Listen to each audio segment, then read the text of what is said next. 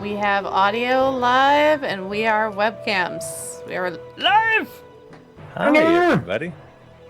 Everyone say hi to our friends. Hello! And shake up the blurry box, too. Shake up the blurry box. There you go. What is that? I can't see what Pranker's holding. It's blurry. Oh, okay. Fuel. That's not very exciting. Hey, everybody. Welcome to our Curse of Strahd game. This is going to be episode 12? Jester. Question mark? Thank you so much for the sub, by the way. Good boy. Awesome. But yeah, session 12. Let's do a quick little introduction. I'm TheBeez. I'm your GM for this year game. We're going to introduce everybody. I am seeing Discord. Me, Minnie, Prank, Rogue, Jester. It's in alphabetical order. WickedJester, that is. Let's say hello. Who are you? Who is your character? And what was the last video game you played? Because I'm TheBeez, and I have been on a Tears of the Kingdom kick. This new Zelda game is so much fun. I think I'm getting close to finishing, and I'm like, oh my god, this world is so big. I'll never finish, because I can explore everywhere. It's a lot of fun, having a lot of fun with that game. I also have to share it with my son. Like, I have my account, and I have to let him play on his account, and I'm so much further ahead than him, but I can't play as much as I want to play. I'm like, okay, you can have the Nintendo for a while, son. It's a lot of fun. That's me. It's fair. Minnie. Yeah, I'm Minnie, also known as She Plays It, your host this evening. I play Camila, the Vistani Sorlock, and the last game that I've been playing is Final Fantasy 16. It's so good. So good. Oh, I've been having so much fun, and every time I get like a spare second, I am on it playing. But that's me. Awesome. Pranky. Hey there, my name is the Prankster, and I play Pall, Dark Wander, the party cleric in Gnome. And the game that I most recently played was Remnant from the Ashes, which is a Dark Souls-like game, but with guns. And I've been playing it with my buddies Not Irish and Sabaro this morning. So it was lots of fun. That's fun.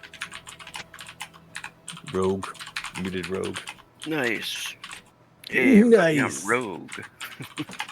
I am playing Terramyn, the Revenant Paladin.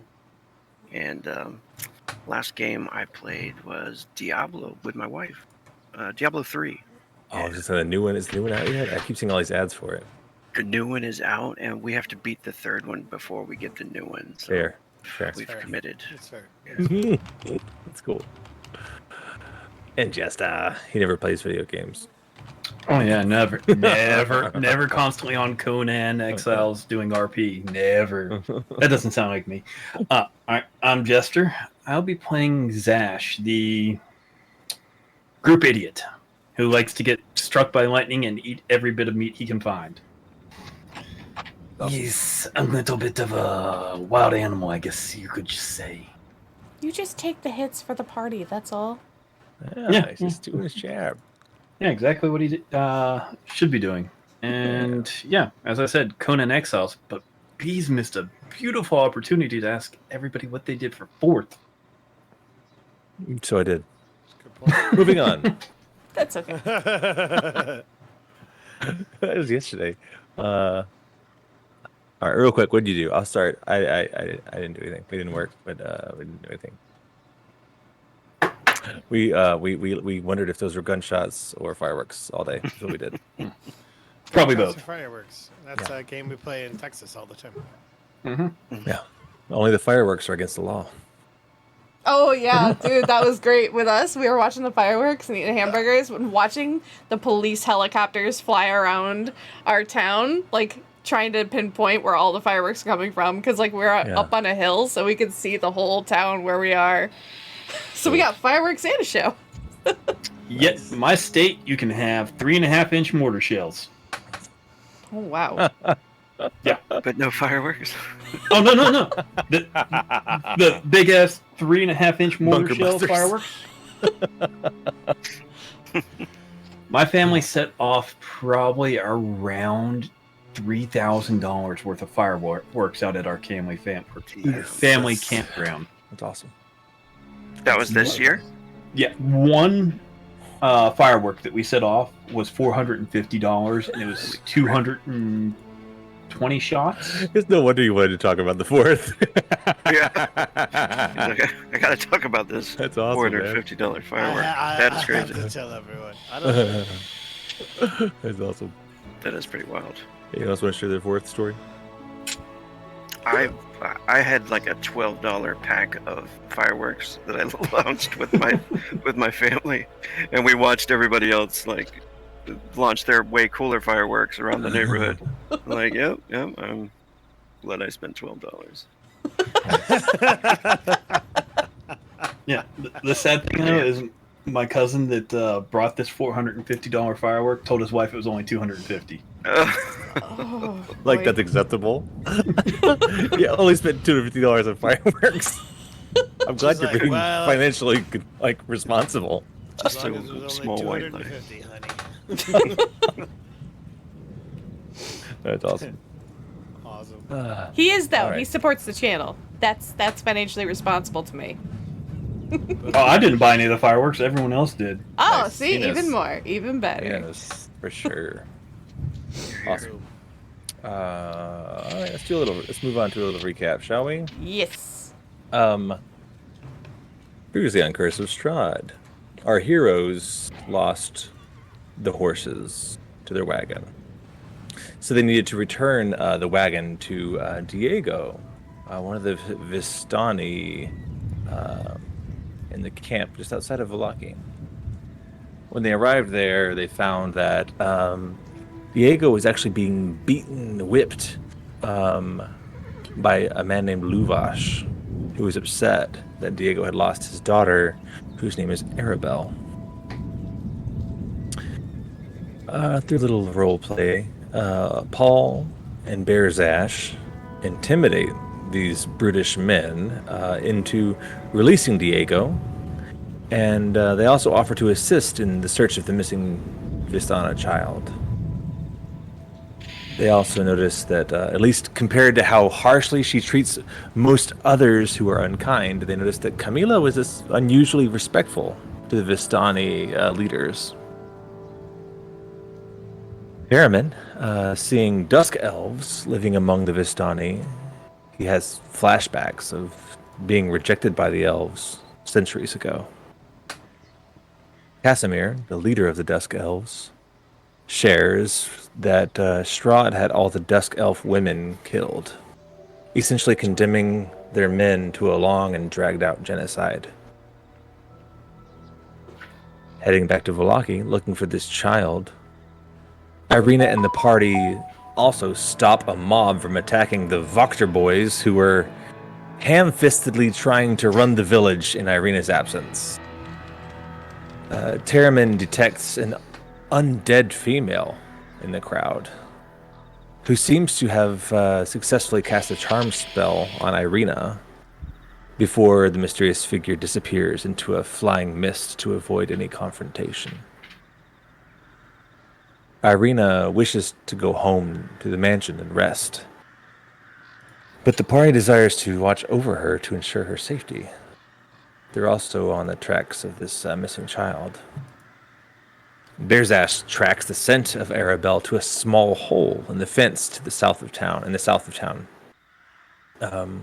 Pall casts a spell to find Arabelle's dress, and he receives a ping just beyond the tree line to the south of town. So they say, well, but we have to go get her. First they send Umbra to fly to it, and Umbra finds only an abandoned dress, splattered with blood, and no sign of Arabelle. This is where we left off. Yeah. See, I thought we had decided to all go back and go to sleep for the night. we were heading back, but then when Paul reminded Camila that it was a Vistani child, she decided to pursue the search right near the end of it. But yeah, after seeing that through Umbra's eyes without even saying anything, Camila Camila is going to bolt to the nearest gate to try to go around the fence, the one around Okay. here, because she wants to get to what she saw. And I'm pretty sure, I think, Paul, you were with me? Was anyone else with me when we were doing this? Yeah.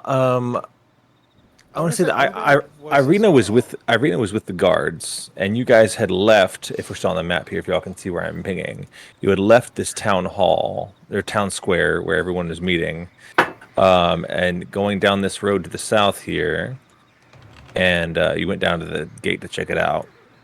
But Irina continues on her path back to the back to the burgomaster's mansion, which is right this little orange building here, brown Yeah. building. Yeah. I That's gotta where find she out. is going. I'm not following Irina. I'm going to get to that cloth that I saw. Sheer panic is like all over my face. Yeah. What's everyone else So, doing? have you communicated what you've seen? Because I didn't commute. Like, I'm in so much shock. Like, all I know- you can tell is that I came back to my sense from watching Umbra, and in sheer panic, just immediately started bolting for the gate. I remember both Camila and Zash had both sent out your familiars to look Yeah. search for the area that Paul had, because Paul had pinged it like, oh, it's over this direction. So at least the three of you were kind of like on the trail. Terramyn may have followed Irina back to her.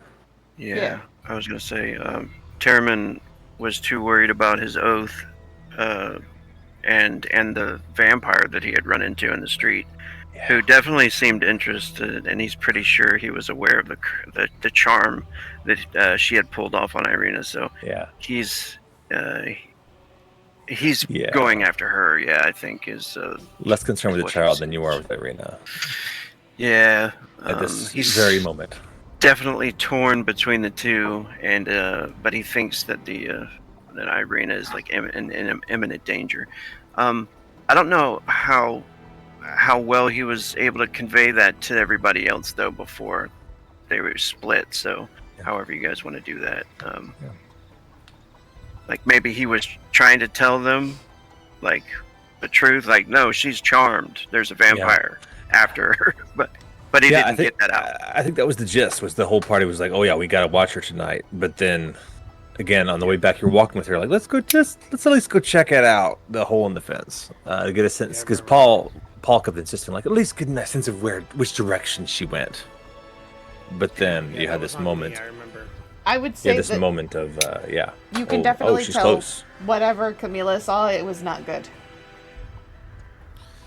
I imagine that Paul, having seen Camilla's countenance, probably is a little bit spooked, and so he's gonna look at Camilla and will look at everybody who's present. And it's like, I'm going to follow her. I got to let her go by herself, and so he'll just follow her. That I think makes the most sense given what's going on.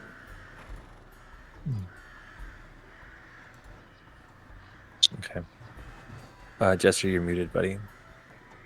So, Paul, before we go trancing off into the woods, you do know that I have no more shifts available. And we still have to take care of the good kitty. We got that special potion we needed. That's right. Yes, we've got a lot we've got to do, my friend. Yes. And you can see him kind of like, rubbing his temple, like God dang, there's a lot to do. And so yeah, I imagine he like takes a big deep breath in. You can see he's probably frustrated, not necessarily with anybody, but just like at the situation, because it's a crazy situation, just all of it. So he probably looks a little bit overwhelmed, takes like a big deep breath in, takes a big deep breath out, and he's like, all right, I promised all of you that we wouldn't go too far, and so let's stick to that, especially with how dangerous it is. And I don't know if you can hear I don't know if she can hear Paul say that, but he does say that. It'd be loud enough as they're moving, so that Camilla can hear as well. If you said that while you were moving, then yes. But Camilla bolted. She bolted for the entrance. Yeah, as no, soon as she saw it. he's following you 100%. Okay. So he's that he's committed to backing you up, but he's also like committed to honoring his word with what he said with everyone else. Yeah. I just want to make sure we know what's happening. So Camila is the only one who saw the dress and the blood. Yeah. She says nothing about it and just starts running. Just out of pure panic. Anybody who was there would have seen the extreme distress on her face as she bolted away. Obviously, but she says no words. She just runs away. And so I imagine the situation's a little bit frantic. Paul's like, "Wait, I know, I told you." I mean, just keep that in mind as far as what happens here. She's running off by herself. Yeah. And tell me, what do you do as she's running away? She's running away. So how do you handle it again? I'm following her. Okay, so you run after her. But I imagine like as Zash is saying this, like I imagine like we're jogging after her, and then maybe like I imagine like I'm not running as fast as Camilla, so I just like cling to Zash's like leg, and I'm just kind of like going back, as we're running. He's not a bear anymore, he's just a dude. But yeah, I know. I fully understand. Yeah. But he's still faster than me. Fair. So I tell him, I'm like, he's like my child. Right, I want to honor what we said, but also, we can't let her go by herself, and she's our friend, and so we can't go too far. He like desperately tries to say, but he also feels kind of bad because this really is his fault, all of it. Not her going missing, but just, the investigation. Yeah. Zash, are you running? Are you after her? What are you doing? I've got a Pall clinging to my leg, and I'm trying to keep up with Camilla. Okay. That's not going to be an easy feat for me to do, even if I am tall enough. So while I'm chasing after her, I'm going to go ahead and cast Long Stride. Oh my gosh. Yeah. Have you tried to run with your children on your legs, Chris? It's hard, man. It is. We're not small guys, understand. But when you got a kid on your leg, it's hard to move quickly. I'm just saying, he's a big old trained mercenary barbarian person. So to keep up with her having him you'd easily be able leg. to keep up with her. I mean, I only have a 30-foot movement speed. Yeah, he might but I'm going to go ahead and add an extra 10 foot for the next hour. I'll say that you move at regular speed instead of half speed with him on your leg. That's what I'll give you. You're a long strider. And that's for the next hour. Or Graham, 10 fucking feet. Terramyn. I just make everything harder. Terramyn, you were I want to say you were definitely walking away, but you would get a sense of this panic by the gate where you guys were. So you're currently muted. But what do you do, sir? What are you doing? Okay, so I think the guards and Irina continue on to her new mansion. Okay, so I do see the panic and them running away now. I would think you would probably be aware. I mean, I just want to hand wave the rolls and say that you know that they're doing that. Okay. Yeah. So he sees the panic and then he looks towards the guards and then he says he's going to see if he can grab one of the guards, or if they're still near. If they're not near, he'll say watch over her closely. I believe there's an assassin after her. Oh. The guard had a name I came up with last session. I forgot what it was. He says, of course, we will keep her safe. I'll be back in just a moment. And then he starts to run after them. Awesome. Cool. And I'm just going to keep running until I get to the part where I saw the bloody dress. Yeah. So instead of finding a way through the gate, you guys are running back over here. You run past the single guard who's by this gate. And damn, I just missed out on an opportunity to just freaking Eldritch blast the hole that had the child-sized hole, but whatever. You were panicked. You were panicking. Full panic. Go. Instead of running straight through, you just decided, I'm going to take the door. I ain't not going to Kool-Aid man it. My brain is just, get me there. Get me there. Yeah. So, What's going on?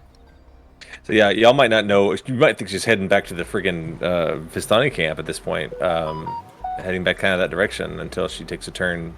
You just hear, like, if you guys get close enough, all you hear her is going, no, no, no.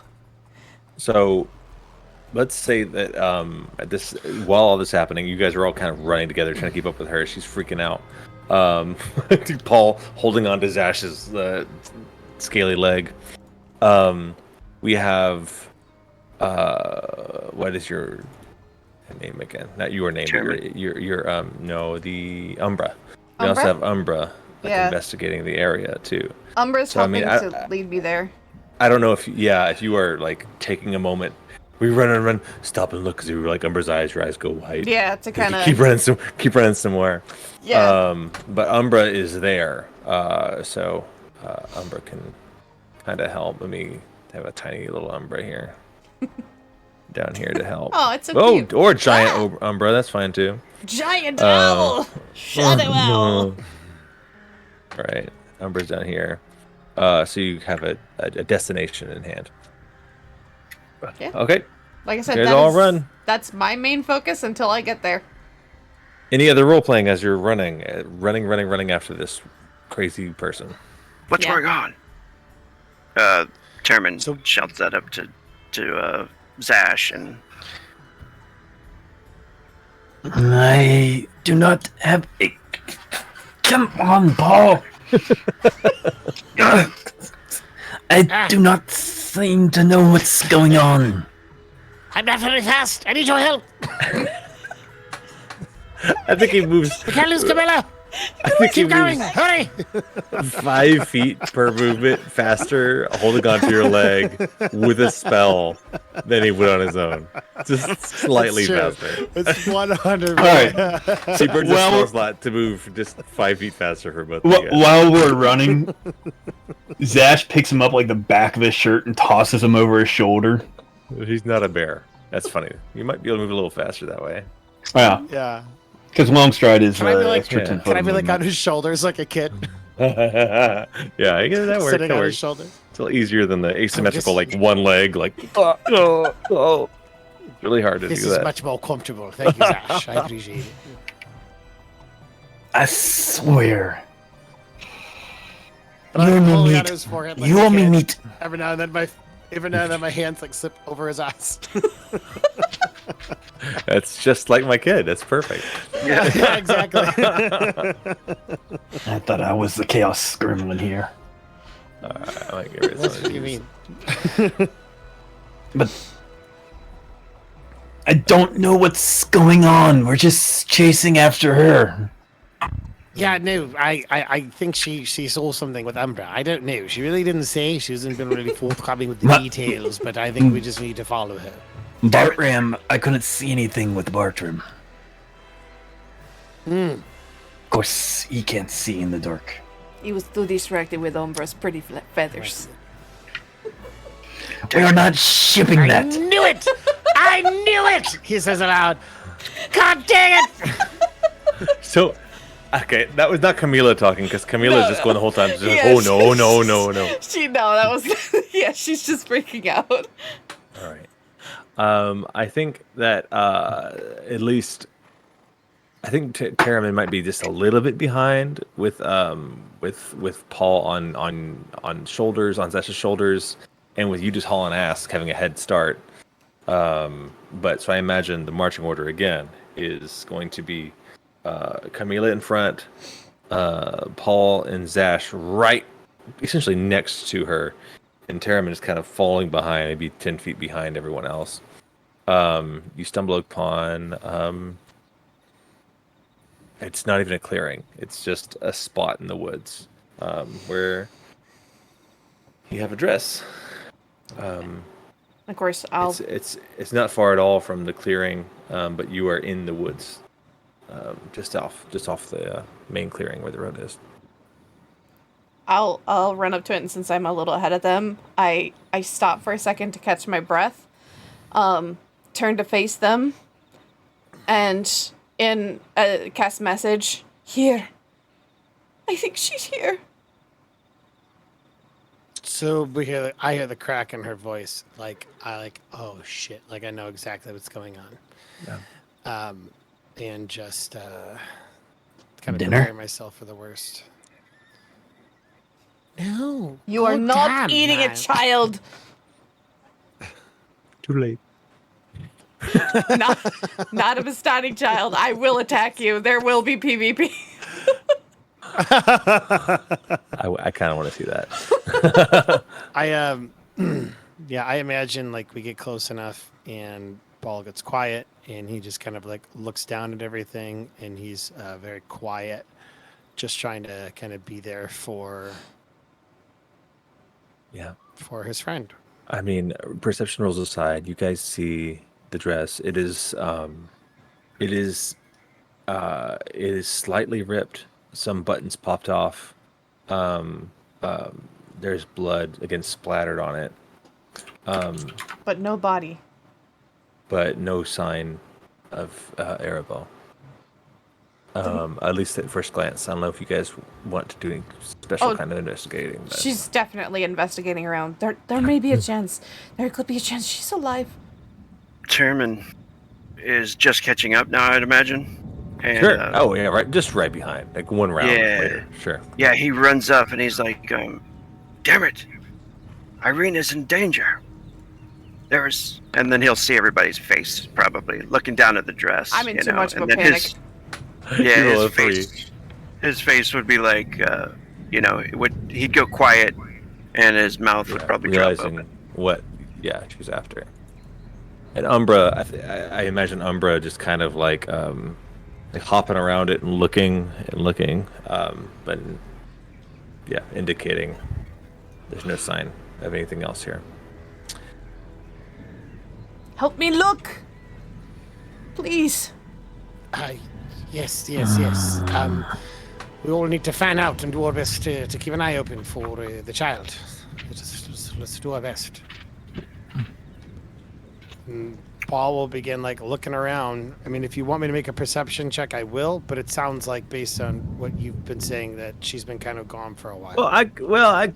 I'm leaving it up to you to see what are you looking for specifically, and you can roll for it. I mean, he's looking for the child. That would be the or any clue as to what might have happened to her. Yeah. Yeah, I'd allow either perception or investigation. What about is like tracking under survival? It is. Can I go, Terramyn, go over and maybe like start to see how dry the blood is and things like that? Maybe see if there's any footprints or. Yeah, please do that. Please roll well. I think Zash is just going to start smelling around. Oh no, he rolled a natural 1. Zash is just. By the way, one of the rules in 5e is you can forego your action to aid another and give them advantage. No one said they were doing that, so we're taking the natural 1 on Terramyn's survival check. That's okay. I just want y'all to be aware that that's a thing you can do, especially in these times when you're not like in initiative order. It's a free advantage if you say, "Oh, I'm helping them." Yeah, that's what they're doing. Holy crap, Paul! Yeah, Paul is stupid. No, he rolled a 19. Okay, so I think Camila is just freaking out. She's heartbroken. She really wanted to help, and she says it's too late, and she sees nothing besides a bloody dress. Terramyn similarly is. I don't know why does Terramyn do so poorly. What do you think? Since he rolls so terribly, I think he's gonna be like I think it's too late, when he's like looking at the blood and maybe it's it's dry and misconceiving. I don't know, but he's like he's also got his mind on Irina. I mean, you did come up like we should be with Irina right now, like. So you might be otherwise. Yeah, like his mind is clearly elsewhere. He's not doing the scouting that he knows he could do otherwise. However, good old fucking Pall Darkwander with his natural 19 plus 10. Did I ever tell you why I had such a high perception check? Did I ever tell you why I made it like that? The justification for it. You got expertise. The justification. Well, yeah. So the justification for it is like I imagined he was very fastidious about creating, like putting a corpse together, for like embalming it and the like. So I imagined he'd be like, I see him like in the basement of his like childhood home, like putting on like working on like the cheeks, making certain that they're just right, like the eyes, like all of it, so that the presentation of it is just like perfect for the funeral. And so I imagine like he has this like really high attention to detail. Yeah. And then I always thought like too, because of like his position in his village. That's also why I think I have that he would also be like looking for abnormalities or how this person died and that type of a thing, almost because he's a mortician. Yeah. And so that was the premise behind it for me at least. Okay. Yeah, it's cool. Cool. So, given your background, you look at the stress, you think if she's alive, she's in a lot of danger, but she may not be alive. Is what you get from your perception check as you investigate around. You also find some claw marks. You're like, looks like this cut was not a weapon, but a claw, like a natural weapon, kind of ripping Like into her dress. a wolf or something. Maybe. Is that? It just looks like she wasn't attacked by weapons. So that's what Paul would get from his investigation. But I would give Jester a little less than that. Jester would just know, like, oh, if she's alive, she's hurt. But yeah, Zash is specifically smelling around for odd scents. Specifically scents. That's true. Okay. Get him right. So there's no blood trail or anything? There is no yeah, that's the funny thing in your investigation. Even Paul's awesome roll is that there appears to have been a struggle right here in this spot, and that's it. Interesting. Let me just roll.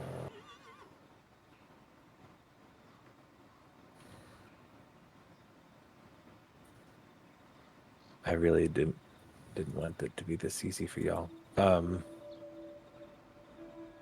I rolled a 29. I have to let the dice do what the dice do, and it's fucking up my prep.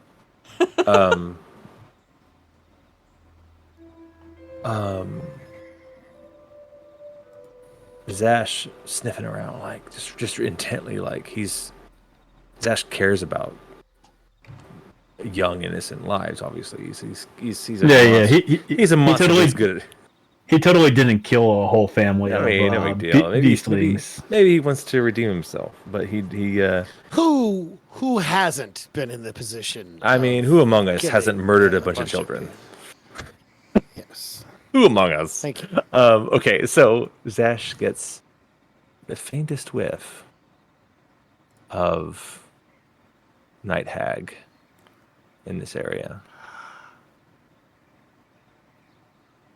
That witch.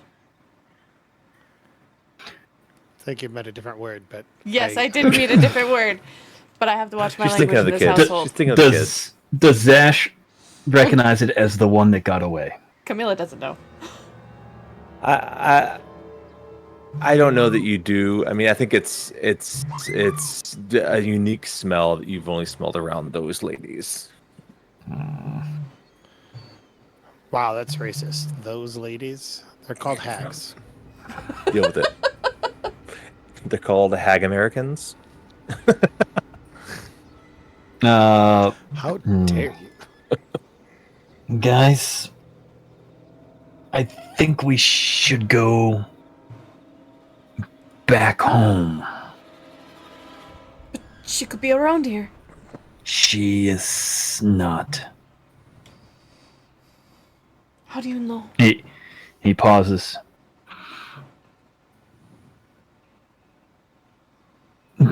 If anything, she has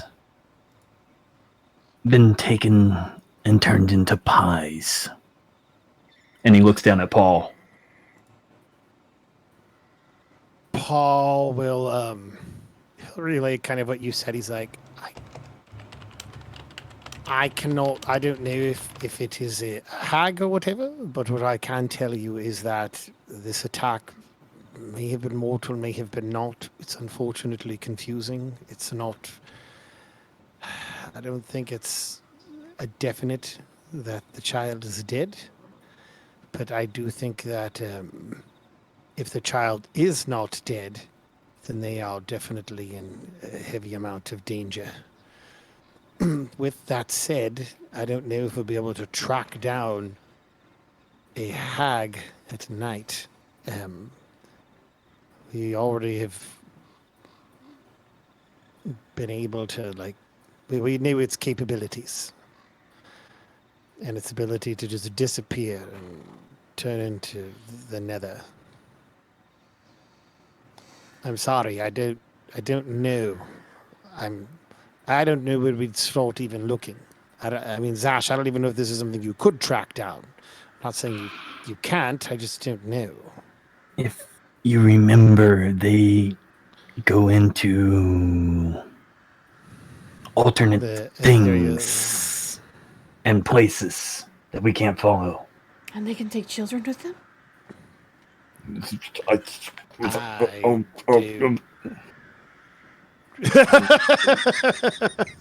That is the proper response.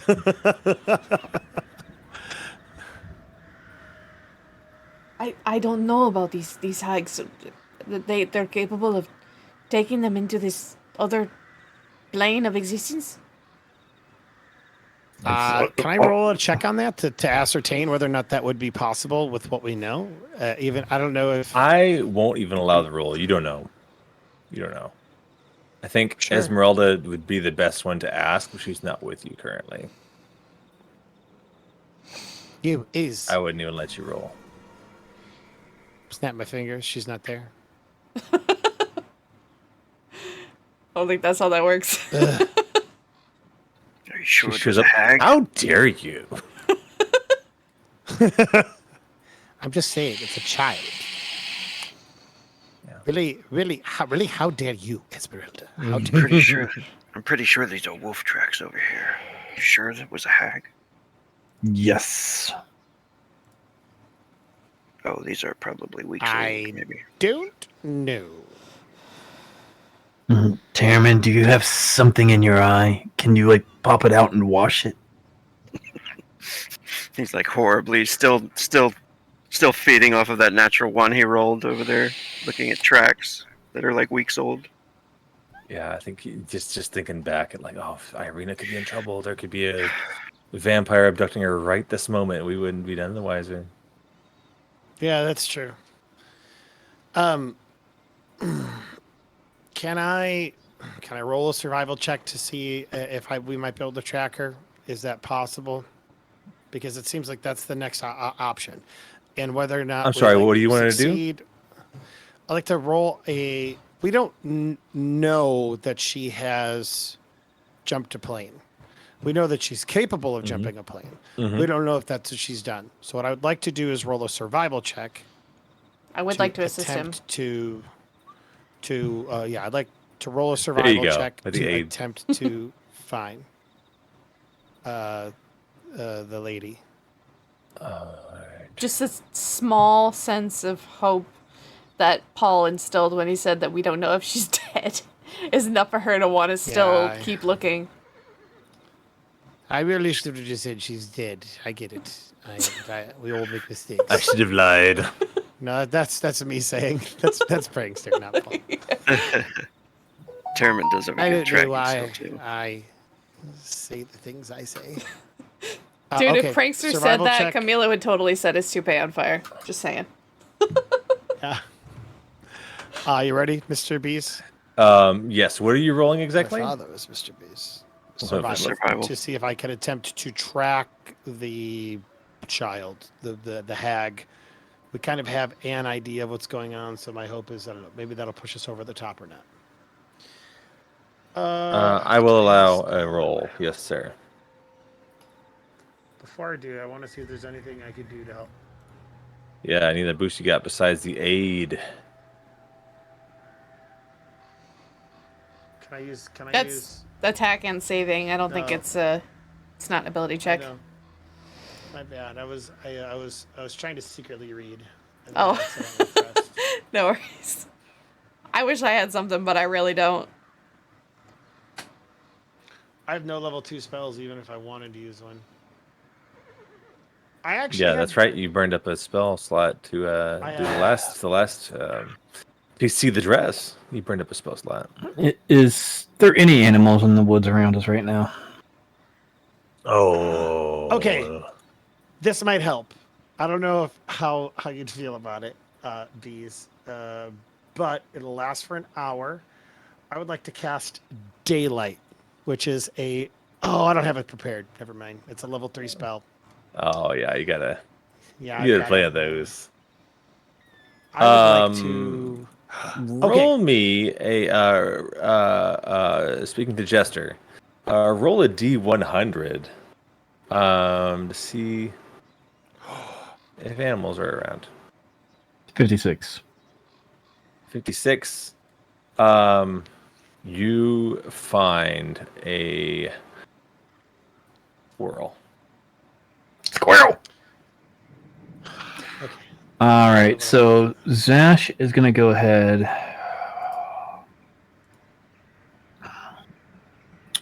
and cast Speak with the Animals. Okay. While he's doing that, I'm going to be using Detect Magic to see if I can. Because I think we know at this point that the hag killed Jenny Greentooth and took all of her items. Mm-hmm. She randomly attacks a Vistani child. Wait a minute! Wait a minute! Wait a minute! Okay. Okay. I have a brain. I have a brain. Do you? I have a brain thought. I have a brain thought. This is the best kind. Yeah. The kind that come from your brain. Dick thoughts you want to avoid. What are you trying to say, buddy?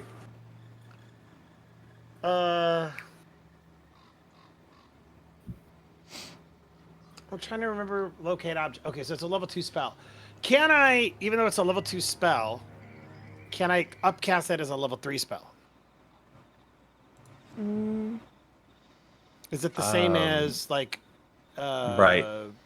Does it say you could? Is that an option? Look at Terramyn.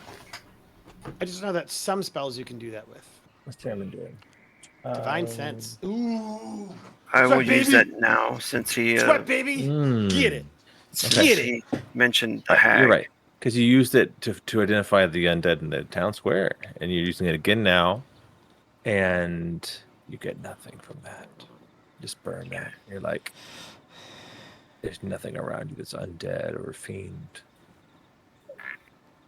And then he'll say, he'll nod, as he's like looking around, and he says, "It's too late. We should get back." So, Paul, we're Zash. gonna investigate. Zash with this squirrel. Yeah, I'll do the survival check. Well, you go ahead, and then I'll go after him. Yeah. My friend. So Zash is over there chittering with the squirrel. Yeah, a squirrel says, "Hey, how are you? What's up, buddy?" So, my friends won't let us go back home until we find this child or what happened. Were you anywhere around here? Child? I don't see no child. No. The one that was wearing this dress over here. Oh, I see this. I see. Well, I may have seen something. I may not have seen something. Wait, what is it? Zash looks up at Umbra. That looks like a rather hungry owl that I could help save you from. Well, okay, easy there, easy. I'm just saying, it's at nighttime, and I'm bigger than that owl. Awesome. All right. Be I could tell a you. shame if something happened to your life. Yeah, shame if something happened to your child. Okay. I'll tell you what I know. All right. That way I can go home and help the good kitty.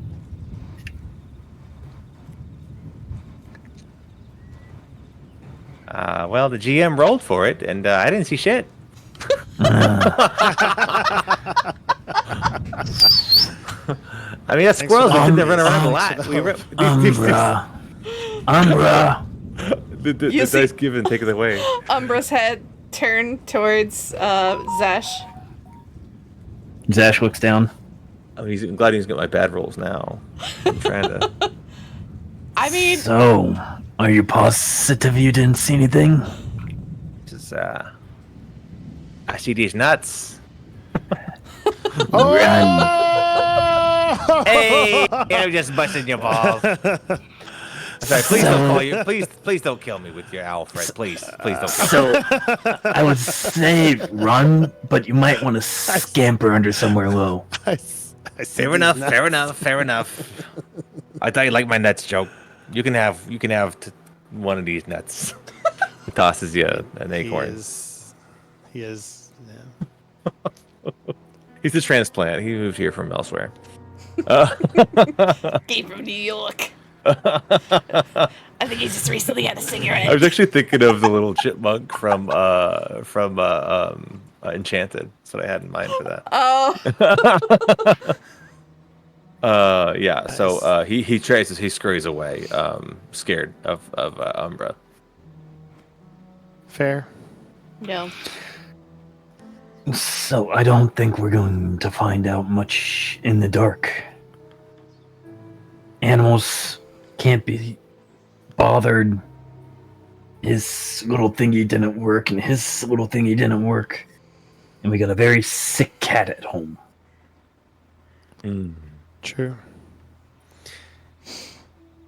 I'm gonna. Paul, oh, go ahead. No, go ahead. Well, the last thing I wanted to do to help with the survival check is, if it's permissible, upcast locate object as a level 2 to a level 3 spell, and then I'm not asking for any additional like bonuses to it. I'm just wondering if I could just use that spell in that slot. Just burn a higher slot. And then just burn a higher slot to use a level 2 spell. You don't have to give me any bonuses. I'm not asking for that. And then because I specifically remember you saying it looks like the hag essentially raided Jenny Greentooth of all of her magical items. So I wanted to use locate object on one of those magical items because I know that the hag has one in an attempt to track her down. Oh. Okay. That look I saw, that fuck. I'm just thinking it over. Wait a minute. Well, here's the deal. Your You look could at say object. no, but that's my idea. Your look at object. Wasn't that like 400 feet or so? It was like 600 feet, something like that, or 1,000 feet. Absolutely.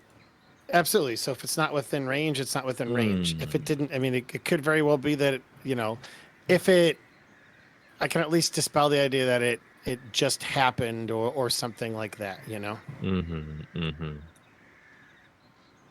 I mean, I will allow it. In fact, go ahead and burn up that spell slot. What level spell slot are you burning right now? This is a level 3 spell slot for a level 2 spell. I will take it. And So I have what's one the level range? 3 What's spell the range slot on left. that? What's the range on that? I'll go ahead and put locate object there in chat for you. Up to 10 minutes within 1,000 1,000 feet of me. Okay. The cool thing is, it actually That's 1 kilometer. I'm giving you, because you're upcasting, I'll give you 2,000 feet. Oh, all right, cool. And what item? Let me just read off a couple of these items. The Staff of Flowers, Dust on Sneezing and Choking, Cap of Water Breathing, Gray Bag of Tricks, Wand of Entanglement, Staff of Bird Calls, Robe of Climbing, Silver Raven Figurine of Wondrous Power. I think that's, what it is. And Eyes of the Eagle. Choose one of those items. Eyes of the Eagle, because that was specifically the item that Paul was looking at. I was trying to remember like These lenses specific fit over one. the eyes. While wearing them, you have advantage on wisdom perception checks that rely on sight. In addition to clear visibility, you can also make out details of even extremely distant creatures and objects as small as 2 feet across. Okay, Correct. so you think about that thing and you like, locate, praying to your god. I know I didn't prep for it, but I'm burning this high slot for it. And you hear back from your god. Nope. Fair. So I look at Camila and I just say, and then I'll just do a survival check to see if I can look for anything blood related. And I roll a 9. Well, you have advantage because So I said I was totally come helping. up- Oh, okay. Well, then that would be a 19. So what are you looking for? What are you doing? A survival check to see if I can see like signs of struggle where she might have pulled him. 19, I know, isn't a great. I mean, well, it's not great. It's a decent roll. But It's not probably bad at all. super awesome. I just feel like you already rolled a 29 on your perception check. I'm not sure how much more I'm going to give you. Because That's I fair. gave you I gave you then- survival information off of your perception check. Is what I did. Oh, got you. know what I I mean? thought, my bad. Yeah, I hear what you're saying. Yeah, I gave you the So claws then I would look and at stuff. Camila. I'd look at Camila and I'd just be like, I've done everything I can think of to find him. I'm sorry, Camila. There's literally nothing else I can do. She kind of shakes her We head. might have to look in the morning. It's okay, Paul. I appreciate it. And like, gingerly, she's gonna lean down to the bloody dress and just pick it up Getting and late. like squeeze the dress tightly. Yeah, it's still wet. You can feel some of the blood on you. You do that. It doesn't bother her. Yeah. She was literally dancing in blood like 2 days ago. Yeah. It is But- cold though. It's not warm anymore. It's, lit- in fact, remember, the winter is coming. It's gotten very cold around here. Yeah. Keep that in mind. But it's still wet, you said. Yeah, I mean, there was enough So blood that this- it didn't all dry. This happened recently then. So Yeah. if we had just been a little faster. Perhaps. But we are. The truth of the matter, Camilla, is that we cannot be everywhere and do everything all at once. And while I think we have done everything we can to possibly track this child down, we knew for a certain that there is the Miss Irina who is quite possibly in danger. So I think, and he'll look at, his friends, I think that is what we need to turn our attention to at this point. Terramyn nods, and but he looks like he doesn't want to seem totally, without emotion too. So he looks over to Camila and nods too, and says, "I'm sorry."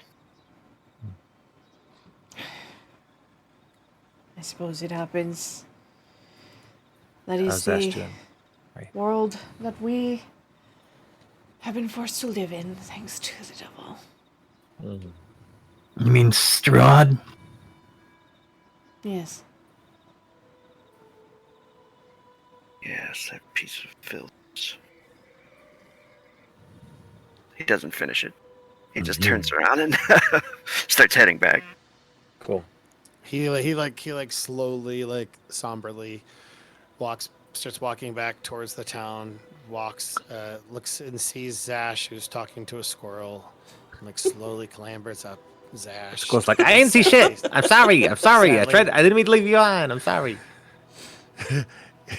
And he sadly sits on Zash's shoulders like a kid, just lays his head on his shoulder, this has been a hard day.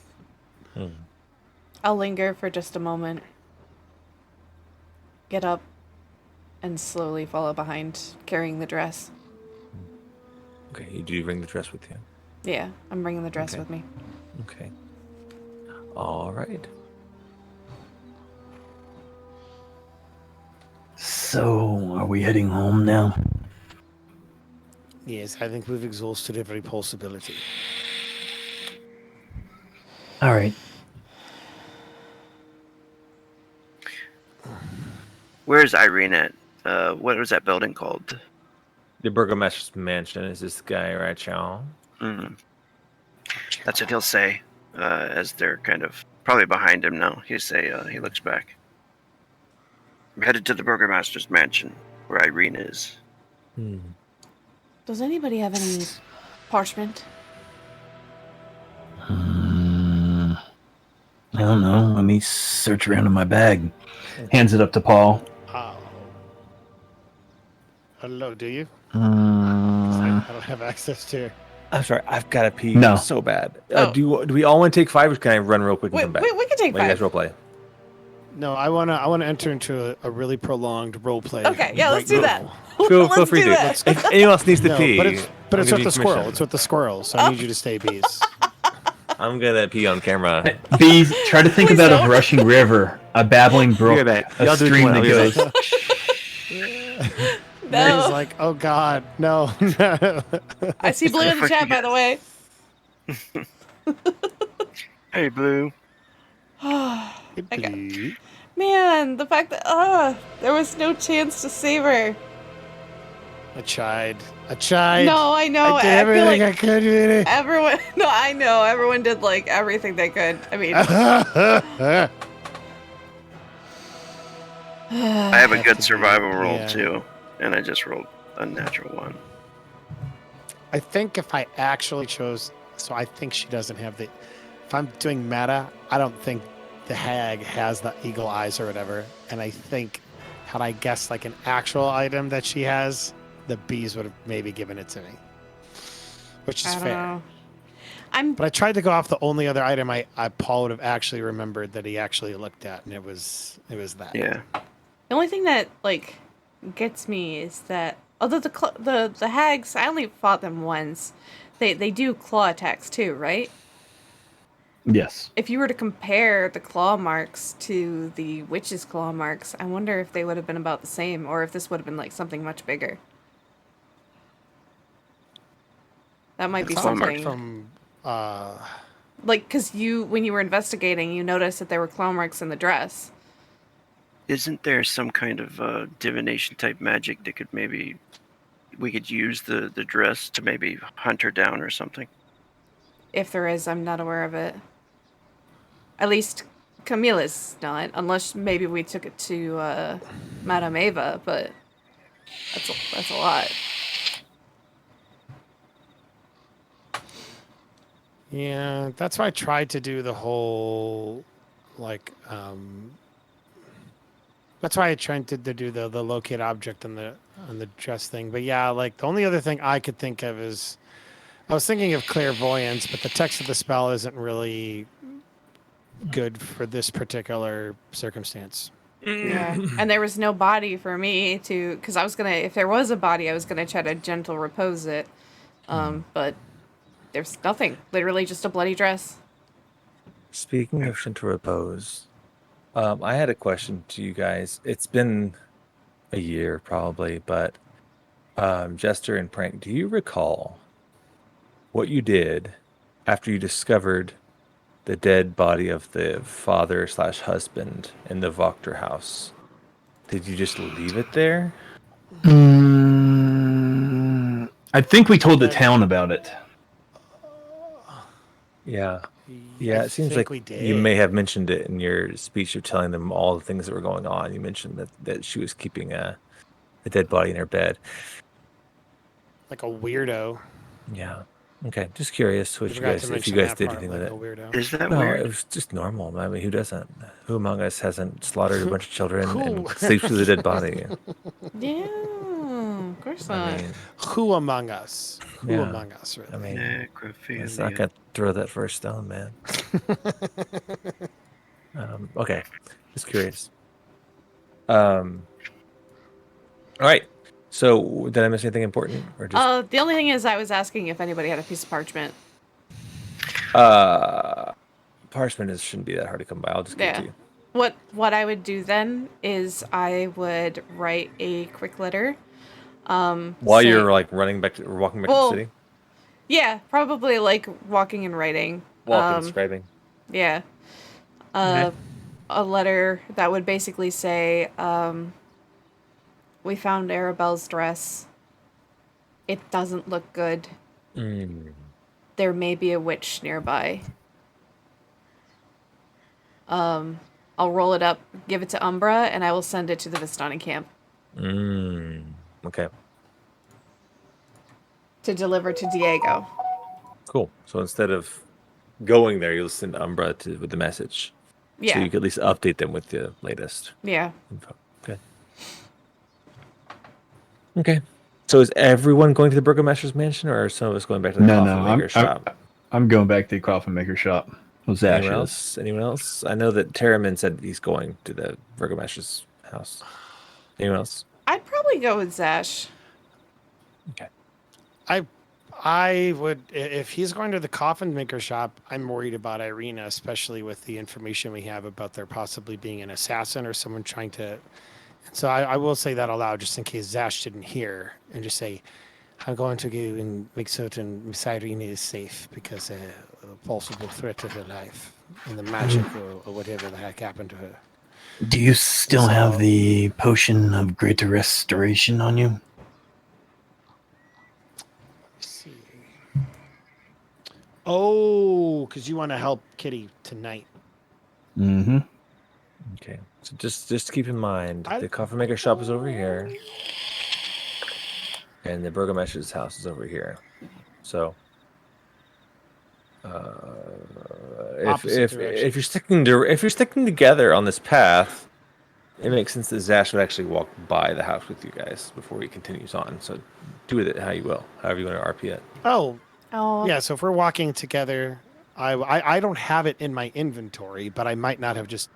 It could be that I just. Zash would also add know. it. I'm sorry. Zash would also know that it's a shortcut to just take this gate instead to get to the coffin shop. If he prefers to just go straight from where he was, from where y'all were. I think Zash wouldn't actually know about that because he never really explored the town. Fair. Fair. I just put a little X down here. Oops, that's not an X. It's a box. Son of a mother. How dare you fail like that, Bee? Sit in front of our millions of viewers. In front of all of our fans. I'm gonna put this right here. There you go. I need to get some more parchment. Okay. So you guys approach the Burgomaster's house. You see this one guard posted up outside. Let me actually get you guys, if I can find it, to the map. I would have crawled down off of Zash's shoulders and then started to clamber up Terramyn. Would Terramyn let him? Yeah, at first he's like, "What are you?" Oh. Oh yeah. For he, Paul's reading everyone like his personal mouse. before he could protest, it's just Paul just does it. You must be tired. I am quite tired. Yes, feel free to sleep on my shoulder if you. He's already asleep. He like pats him. Like, Keeps walking. Like, good kid. There. Are you guys on the It's map been that I a move you? volunteer. Yeah. I see all black. You have to that's scroll fine. down. I don't. Scroll down, yeah. The The bodies guard everywhere. the guard who was with Irina is the one who was there. Okay, so there's one guard standing guard out front here.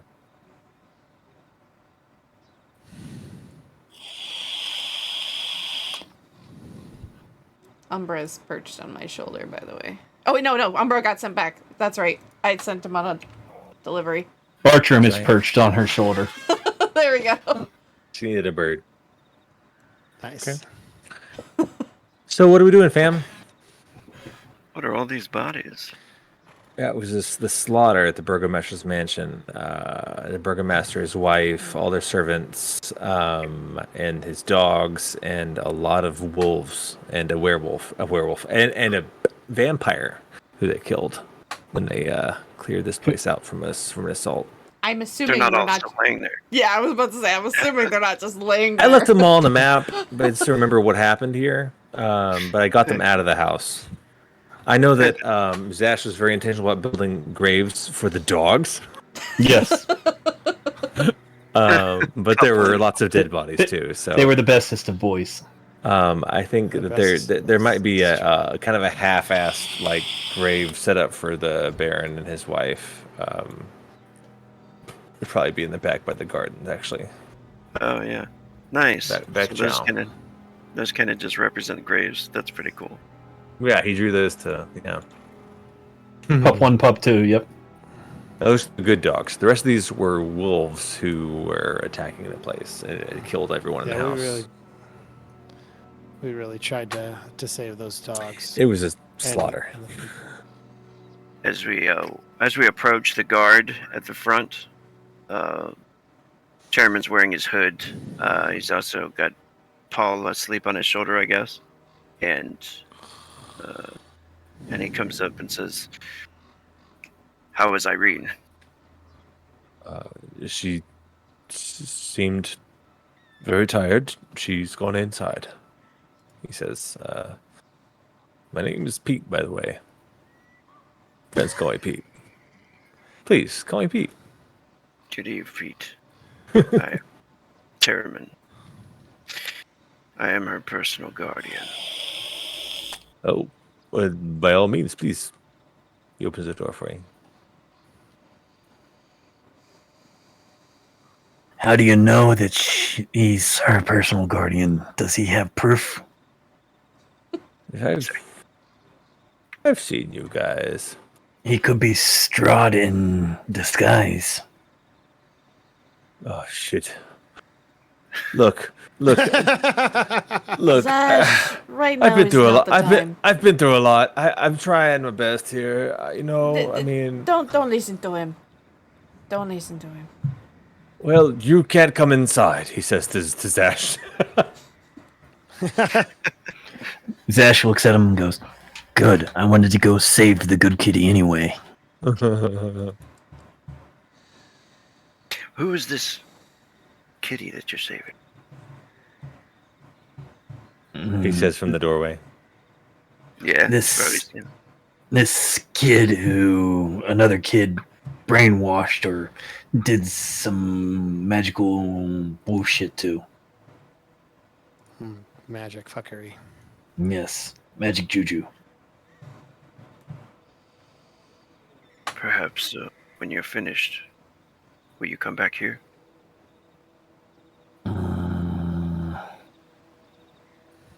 We'll see what goes on with Good Kitty.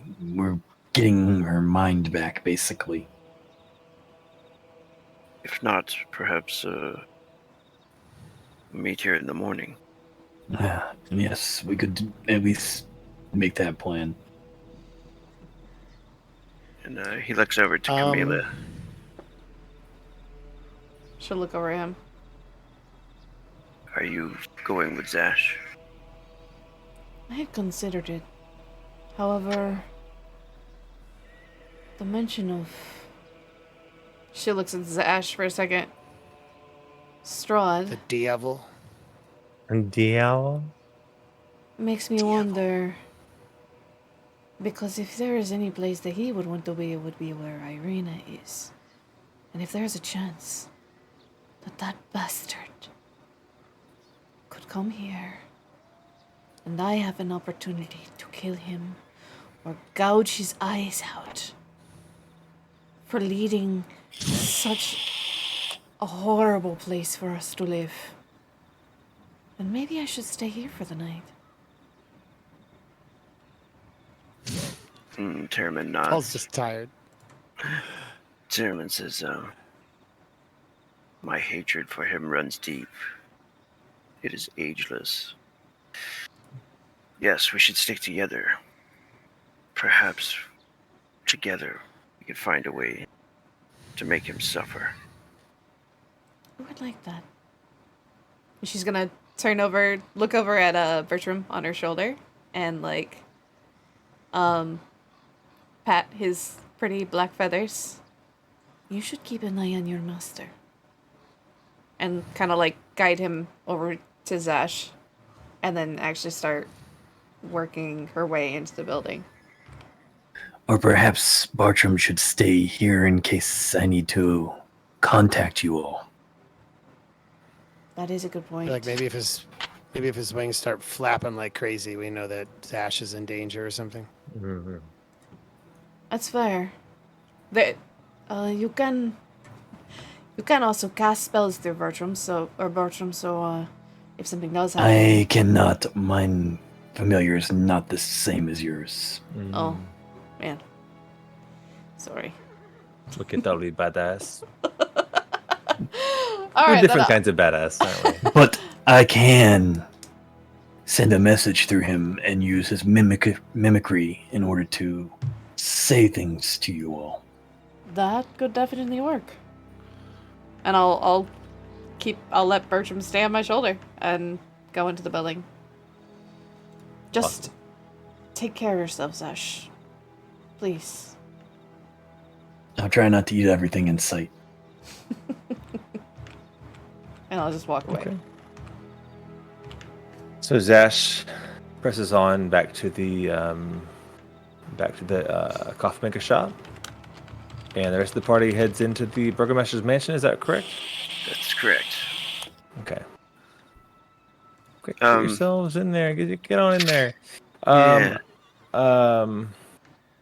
The party would have some familiarity with this place. At least, at least Pall, I guess, is the lone man standing here. Sorry. I guess I would wake up if that's okay with you. Bertram and Umbra. Umbra, did Umbra return already? I missed it. I can't imagine it would take too long, but it also doesn't feel like it's been long enough for Umbra to fly to the Vistani camp and back. Okay, yeah, that's fair. Okay, so the family knows, Pall would know that downstairs we have like a welcome room, we have a dining space, we have like the servants' quarters, the kitchen. Upstairs is where like the burgomaster's office and bedrooms and basically the living quarters are upstairs. So Pall would know if Pall were going inside. What is Pall doing? He's still outside right now. Yeah, I mean, Pall, we'll go inside. I imagine he looks at Zash and he says, gives a heads up if anything goes wrong. All right? Do you need help with Good Kitty? Are you fine? You know, Good Kitty doesn't do well around others anyway. I know. I don't know how she feels about me. I think we're cool. I'm not positive, but she likes you. Yes.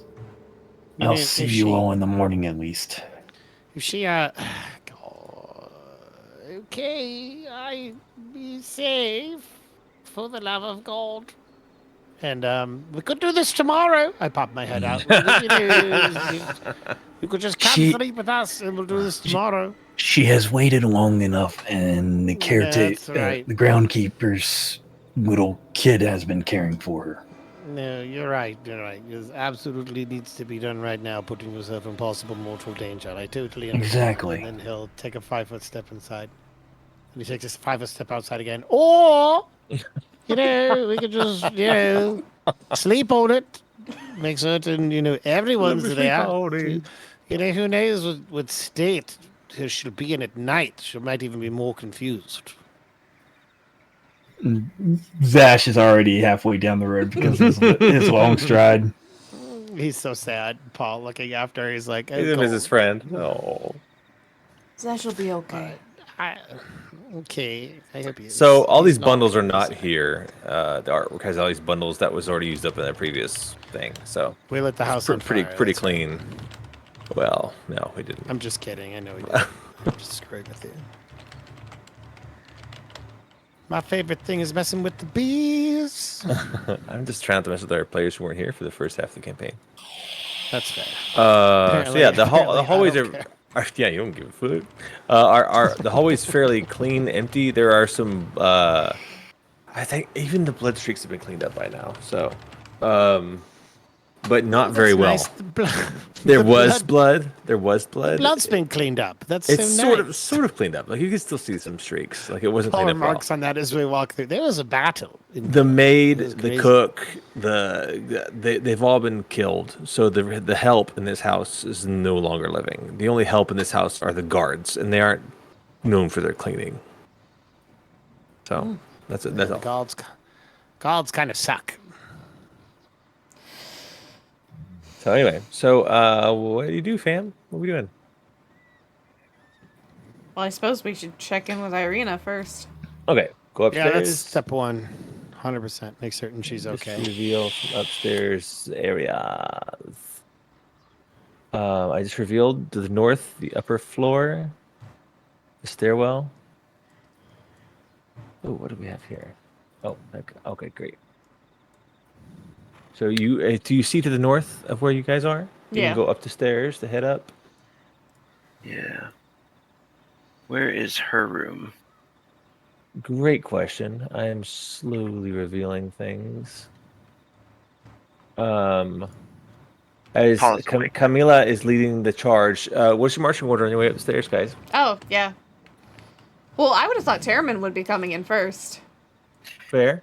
Just let me know. Yeah. Yeah, that's yeah, I'll fair. go ahead and go upstairs. I think.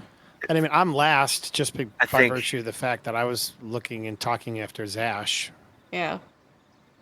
I think he'll ask Pete where she is.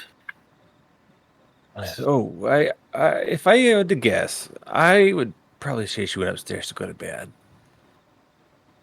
I mean, So he heads she up looks very tired. I don't know where she's been, what you guys are doing. It's not my business. We were fine, just city's in chaos without y'all around. But whatever y'all were doing must have knocked her out. She's pretty tired. She went upstairs. All right, Mr. Passive Aggressive. We're doing our best.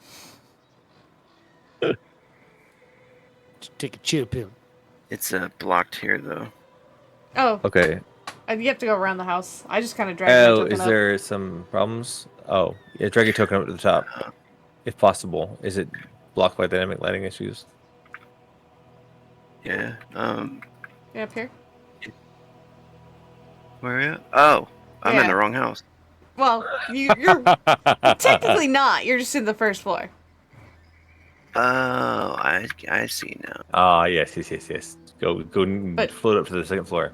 Yeah. So marching order. Paul in the back. Yeah, Terramyn up front, and then me in the Yeah. middle Paul, come on up here to the up. with Bertram. You're I might asking me have to move missed my that. token. All right. If you're with Like, the you need- party, or if you want to stay downstairs. No, you can do that too. I am. I wasn't certain if I could, move it to the other side. Yeah, I'm giving everyone permission to move where you can see. You can move. So yeah, you go up the So stairs. Up here is the library. I probably can get more books out of the library with that guy dead, the Burgermeister. So that's a pro. I mean, it's not a great pro, but I'm trying to look on the good side of the situation here. All right, as you guys come up the stairs, you hear, "Halt! In the name of the Burgermistress!" This guy comes around with the sword and the spear. Says, "Oh, hey guys, it's me, Fidel. Hello. Oh, Fidel! We all have names now. Fidel. It's just more fun." I mean, that works. Absolutely. Plus, Yeah. plus, if you get a crit, then hey, Hey, get a card or something. it's good to double my d6 of damage because we're so tough. We're so tough. Come on in, guys. She went right to bed. She really needs her rest. It looks like. Yes, no. Are we positive she's like in there? By the way, just making certain. Do they look I like mean, they're being? Does Fidel look like they're being honest with us? That's an insight check. You guys are still like halfway up the stairs, like in the landing, halfway up the stairs. My God, my I'm rolls just assuming- hate me. They hate me. It's get him out now. Yeah. I'm I'm assuming I actually know who Fidel is. Like I've Sure, met him you before. guys saved these guards' lives. Like they are forever. Yeah, like, these are like the ones I resurrected or, they or, owe kind you. of like brought back from the You brink, did. right? With your magical healing, kept bringing them back after they were dying. Yeah, Those wolves were slaughtering everyone in this house, so they saved as many guards as they could. I'm still. true. My mind is still on Arabelle. Yeah, fair. Cool. So yes, Good to so meet you, Fidel. Fidel, I go up to Fidel yeah, and I yeah. do our handshake that we practiced all the time. Came up with the secret handshake. We can was just like a real cool thing. Like, and then chest bump. He says, "Oh, it's hard to reach you to handshake from way down there." Wow, Fidel. Kind of a shitty thing to say, but I mean, I'm just saying, I'm keeping guard up here. Keep a keep a post. Fidel, we just want to check in on the Burgermeister, make certain she's all right. Is that all right if we just peek our heads in real quick? Yeah, man, she seems pretty chill. She just like came up and went to bed. We're keeping it real tight around here. Sorry, I just thought of Not trying to be dirty. keeping it real. So, Oh, keeping it real. Yeah. yeah, it's like kind of As silly. it- As he does the dab that you do with your handshake. Exactly. Paul Has just anyone You're, else- again, you're still down the stairs. Paul, if you want to come up, Fidel's waiting for Hold you on. to do your handshake. What were you about to say, Rogue? Has anyone else been here? He goes, "No, we didn't see anybody. We just kept guard at the front door until she came back." Has she seemed... So she just seemed tired to you? She didn't seem a little more out of it? Yeah, no, she's I mean, she seems fine. I'm just glad to see her. Frankly, I was so happy to see her face. She's so beautiful. I mean, but she seems fine. She just went right to bed. We made sure to escort her safely to the bedroom, and she seems all right. Cool. Where is she at? Okay, her bedroom is over this way. Cha. If you can see where I'm pinging. Yeah, Terramyn starts to make his way to the bedroom. I'm sorry, could you give me a few minutes? There is some horrible chemical smell that I am smelling in my house. Oh, that's always fun. Yeah, definitely. No big deal. right back. NBD. Time to play everybody's favorite game. What's that chemical? We could jump over to Zash if you want in the meantime. Oh yeah, we Could. smart. Zash. A good use of our time. Let's go back to this city. We're in Valaki. What city are we in again? I can't remember Zash. either, so... Malachi. Zash proceeds around the scrotum. Yep. How is Zash moving? I mean, you saw that fleet foot thing going, right? So I mean, fast? I think Zash is pretty much jogging. All right. He's not running. He doesn't really have any reason to run, but at this point, he's tired. He wants to get this over with. He wants to take care of good kitty, go to bed. Get back to bed. Okay, let me just get a bunch of tokens on this screen. Oh, I think it looks like I may have already done that. I'm gonna put everyone's tokens on the map just so they can all see, but only Zash is here. Yeah, you run through the city. It is dark. There's only a few lanterns. I know there's rain going. I should switch the music over. But there is no. It's not raining. It's just very cold, very dark. There's only a few lanterns flickering outside of random houses on your path. And what's up? Oh, it's not raining, right? It is not currently raining. Okay. No, it would be snowing if anything. So,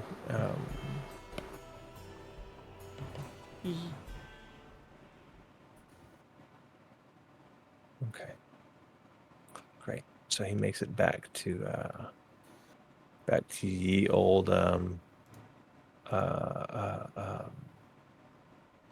it called, the coffee maker shop. And as he approaches, oh, there was artwork for this. Where are you? I have 6,000 maps on this game. I have to find the right one. That is fair. uh, All safe? All safe, Rogue? Yeah. Somebody opened a can and trying to do some 3D printing. Oh. Okay. We Oh. jumped over to Zash temporarily. Yeah, good. oh good, shit! good. What have dropped you? Okay, I didn't drop you guys. Okay, basically, I can't find the right map that had the outside artwork, but as you approach the coffee maker shop, you see that the door is already open. Pause. Back to our friends in the Burgomaster's Mansion, unless you had something you wanted to do. Yeah, Zash you would bitch. You charge us in. like that. Charging in. I'm surprised that that's what you would do. Okay, great. Zash charges into the already ajar door to the coffee maker shop. Meanwhile, back at the Burgomaster's Mansion,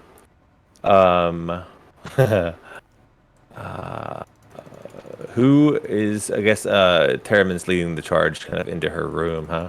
Yeah. Fair. I don't Interesting. know if I'm choice of charging. I'm words. just kind of like, I mean, yeah. we're kind of casually Bam. walking in. Kick down the door. I'm like specifically if she's asleep, I'm trying to be quiet. To make Yeah. sure So tell me, how do you I approach? don't What wanna do you do? wake What do you her. do? Terramyn's leading the way, so what do you do? Terramyn will go up and knock on the door,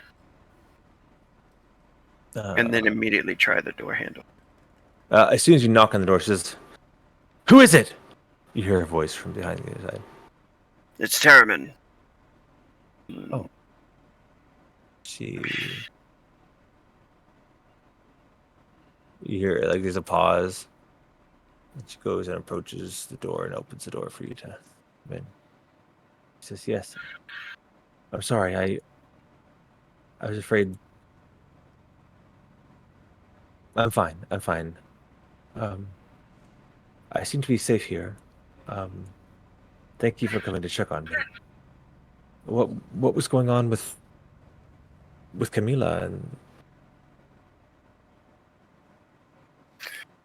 and He says, he looks around the room, like, of course, suspiciously, and looks to see if there's any exits or hiding places, I guess. yeah, there's a door. I mean, there's a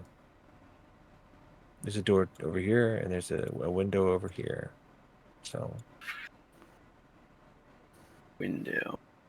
Yeah, he goes over to the window and starts to, like, look out as he's speaking to her, you know? Like, tries the window, the lock, and stuff. And he says, we were looking for a child, one from the village. Of course. Did you? Any signs? Any news? Updates?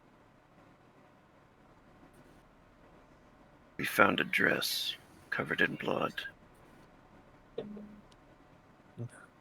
We have not been able to find the child, but it does not look good. No, I wouldn't think so. She just kind of sits on the edge of the bed. And he'll see if she's acting like out of the ordinary or anything, I guess. Yeah. Roll a sense motive. I think it's Or insane. I'm sorry, insight. Thank you. Yeah, no We're worries. playing Pathfinder. We're playing 5e. I mean, she just seems really tired. Rolling bad today. I'm sorry. Are Camila and Paul just hanging out in the doorway looking in? What's going on with y'all? Down the hall. She hasn't really felt inspired enough to go into Irina's room. She figures Terramyn has this. Doesn't want to overwhelm Irina, and at the same time, she's just kind of lingering. Like, she's found just a little bit of solace leaning against the wall and re-looking at the... Not solace, it's... She's just really somber right now, holding the dress and looking at it again. Yeah. And if I am being quiet, it's I'm just being respectful of you and Rogue. Didn't want to interrupt. Fair. Right, yeah. But Paul would kind of like poke his head in and be, give kind of like a friendly wave. what I was thinking when Rogue was talking was Irina had this like thought or thing that she was thinking about. She brought up how maybe her and Strahd should just be together, Mhm. like in a previous conversation. So Paul from here on out is gonna like make an intentional decision that in his interactions with Irina, he's, and I don't know if she'll realize it, but he's gonna start intentionally painting Strahd, like just being honest about what Strahd is doing. And so he's like, I can't imagine that Strahd would allow these things to happen in his lands, inviting people like the hags to You're cock-blocking Strahd. abduct and eat these children. It's terrible. But we're going to do our best to help protect these people. That's awesome. In your name, Irina, we know that you care about children, and so what we want. Of course, we want to support your vision on that. That's the right thing to do. So yeah, 100% just like painting That's so Strahd. funny. I mean, like, I love I it. don't need to do anything really intentional, just because like, Just tell the truth. That's literally what he's. Yeah, just gotta tell the truth. Yeah. Yeah. Okay. She says, yes, I'm so glad to have met you all. I'm sorry. I'm really ready to go to bed now. No, absolutely. You're welcome to stay. I think there's a Thank you very much. I appreciate it. And he puts a little like a dog like in the corner of this room. He like puts some blankets together and he's like, I'll be out of your way. I promise. That's fine. Oh, are you sleeping in the room? She was just pointing out that there are other rooms you can sleep in. But you don't have to take this. He wants to make certain she's safe. So makes There's a very large closet. Thank you. I really appreciate you letting me stay in here like this. It's almost as big as this room. Really, it's quite. Yeah, no, thank Is you. this the closet? Thank you so much. Okay, yeah, I actually forgot about that room when I said there's a door to the east. There's also a door to the south, and that's this giant room that I'm trying to see what did they call it? It was like the burger or what did she say? The bridal gown room. The Baroness's like room with a gaudy mirror and wedding dress, and let me reveal that. Taking Paul's hint, I'm just gonna set it right here. Terramyn's like, oh yeah. What is this? There's that, right, and then there's another closet over here. We're all just crashing in her room. And she doesn't put up a fight, frankly. She feels awkward about it, but she's like, oh, it's I mean, you guys are family now, so. Nice. She just kind of shakes her head and lays down. Camila, what is Camila doing? I would say at this point, first of all, she walks over to a window because on the other side, I'm sure Umbra might have returned by now. Would you have suspected that they would have returned any kind of note, or no? Good question. Dude, your boy's probably dead. They're gonna whip him to death. Just saying. Well, she only told Diego. Thankfully, she sent the note to him. Yeah, I sent the note to Diego. And she took the dress, so no one else is going to come across it now. That's something else to keep in mind. Just the splatter of blood in the middle of the forest. Just another day in Perovia. Yeah, I mean, yeah. I think Diego writes a note back, and it says, I knew it. Just come back, is what he writes back to you. She just kind of. And that's what he brings. Umbra, you could even open the window to let Umbra into the into the mansion. Let her in the house, and she can go and frolic with Bertram. But after I take the note and read it, I'll curl it up and stick it in one of my satchels, and quietly walk up to the room. I'll see Pall creating his own little gnome nest in the corner, It's no nest. Terramyn. So with a G, nest. Yes. Terramyn, I Gnest. take it you're setting up Gnome, posts near the gnest. window. Yeah, I'm gonna sit in that chair by the window. Okay. I don't want her to feel crowded. There's someplace I can sleep that's nearby, but not. Yeah, I don't want to crowd you. Yeah. This room next to you is a big. Again, there's plenty of space. It's like a giant closet. That's again, she keeps her bridal gown up on a mannequin here, got like a makeup desk, and this like ancient gaudy mirror up on the wall here as well. And Yeah, I'll just find some way to get comfortable and just sit down. I don't know if I necessarily will fall asleep immediately. yeah, okay. This is happening. We're having a big sleepover in Irina's room. But I Yeah. will post Umbra probably in the hall somewhere. Yeah, drag them out. Yeah, wherever you want them to be. Yeah, if there's like a side table or something in the hall, let's say, Umbra would probably stand there and probably just stay as still as a statue. But keep an eye. Statue. I have to look up the. That's a good thing. Familiars. Oh, fart. Okay, we're on page this. Let me scroll up to page that. Just curious. Okay, you guys are bedding down essentially, is what I hear. Terramyn doesn't have to sleep as much, but he does need to rest. So double check the rules of this. Sitting in the chair, just watching her sleep wouldn't be uncomfortable at all. Of course Yeah. not. Right here. I mean, that's part of the Just reason stare over why. her like Ezek did. And pet her hair while she sleeps like he did. Oh, you better not. I want to take several bottles of my purple creep mash number 3 that are in my bag, and I want to put them on the windowsill to act as a Awesome. Home Alone warning system. There's a smoke that looks like a hand going, "Come here," like a baked pie. No, God. no. So Y'all are what being do you say you put creepy in the in there. windowsill? You know Yeah, what? What do you put on the windowsill? I'm beginning to think I should sleep in there. You guys sleep in here. You know what? That's fine. I'm okay with that. I won't respect Irina's privacy.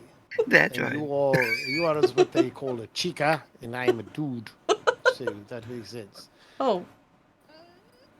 I was just seeing what 30 feet look like. Oh, okay. Like, feel free to go use my bed. That's fine. And it's like I this was little just kidding. gnome. I'm not going to use gnome nest that you made out of shirts. Paul.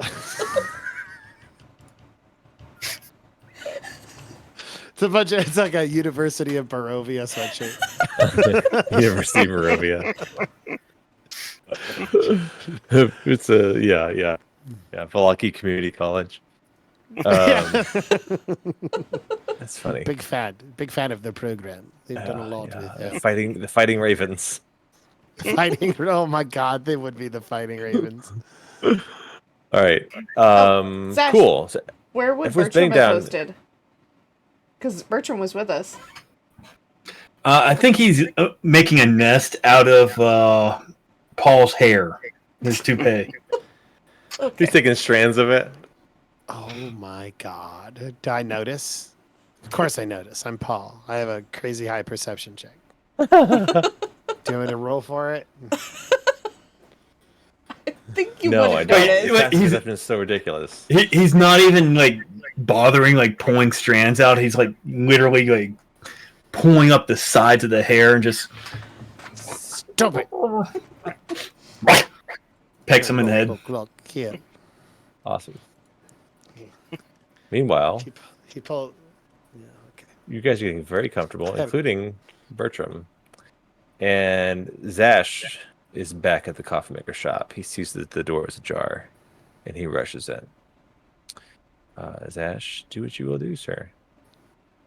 Zash gonna do what Zash does and goes in, and then straight up the stairs. Oh, I just remembered you have to come in this room to go up the stairs. You have to come through that room into here and go on the stairs. Mm-hmm. It's annoying. Which would drag me right over, I think, this area. It's dark. Chow. No. And then go right into the room that Good Kitty was at. Good Kitty was in here. So, come in here. What did I forgive me for not remembering. What did y'all have set up for her like bathroom situation, for her food situation? What all did you give her before you left? We had the kid that dug the graves coming here and taking care of her. Oh, did you now? Because when y'all came back from the dinner, he was with her and he was terrified of her, and they were like trying to kill her with a shovel because she was attacking him. That's what was happening. I don't remember you telling him to take care of her, but even if you had, he wasn't here. And she is no longer here either.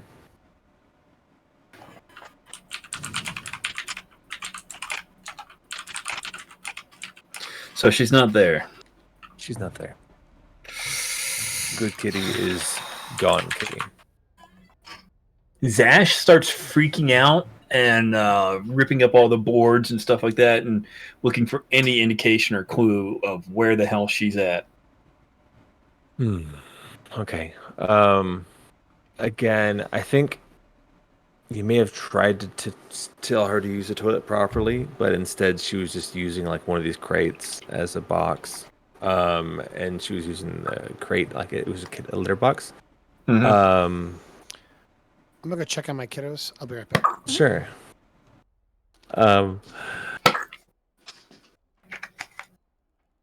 So the box is still there. I was gonna say, let's just say it's this box right here. If you can, I'm on the wrong layer.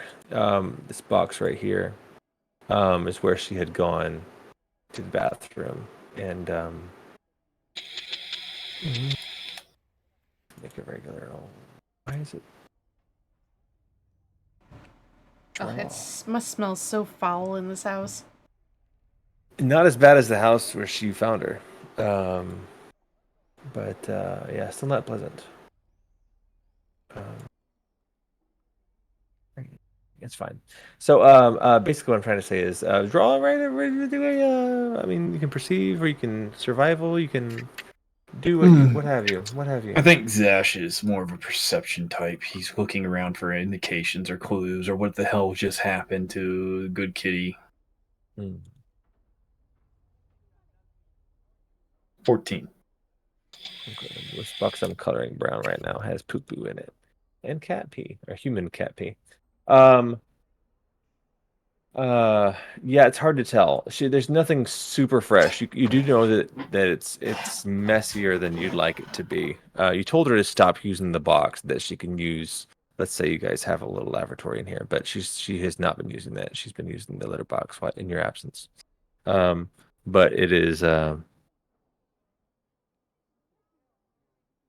it's a mess. Whatever you used, whatever kind of sand or grit you used for the litter box is now kind of scattered around the room.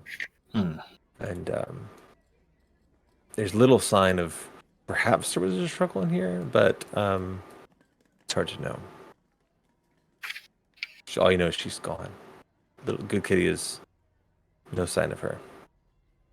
Besides, the yuck stuff that is not super fresh.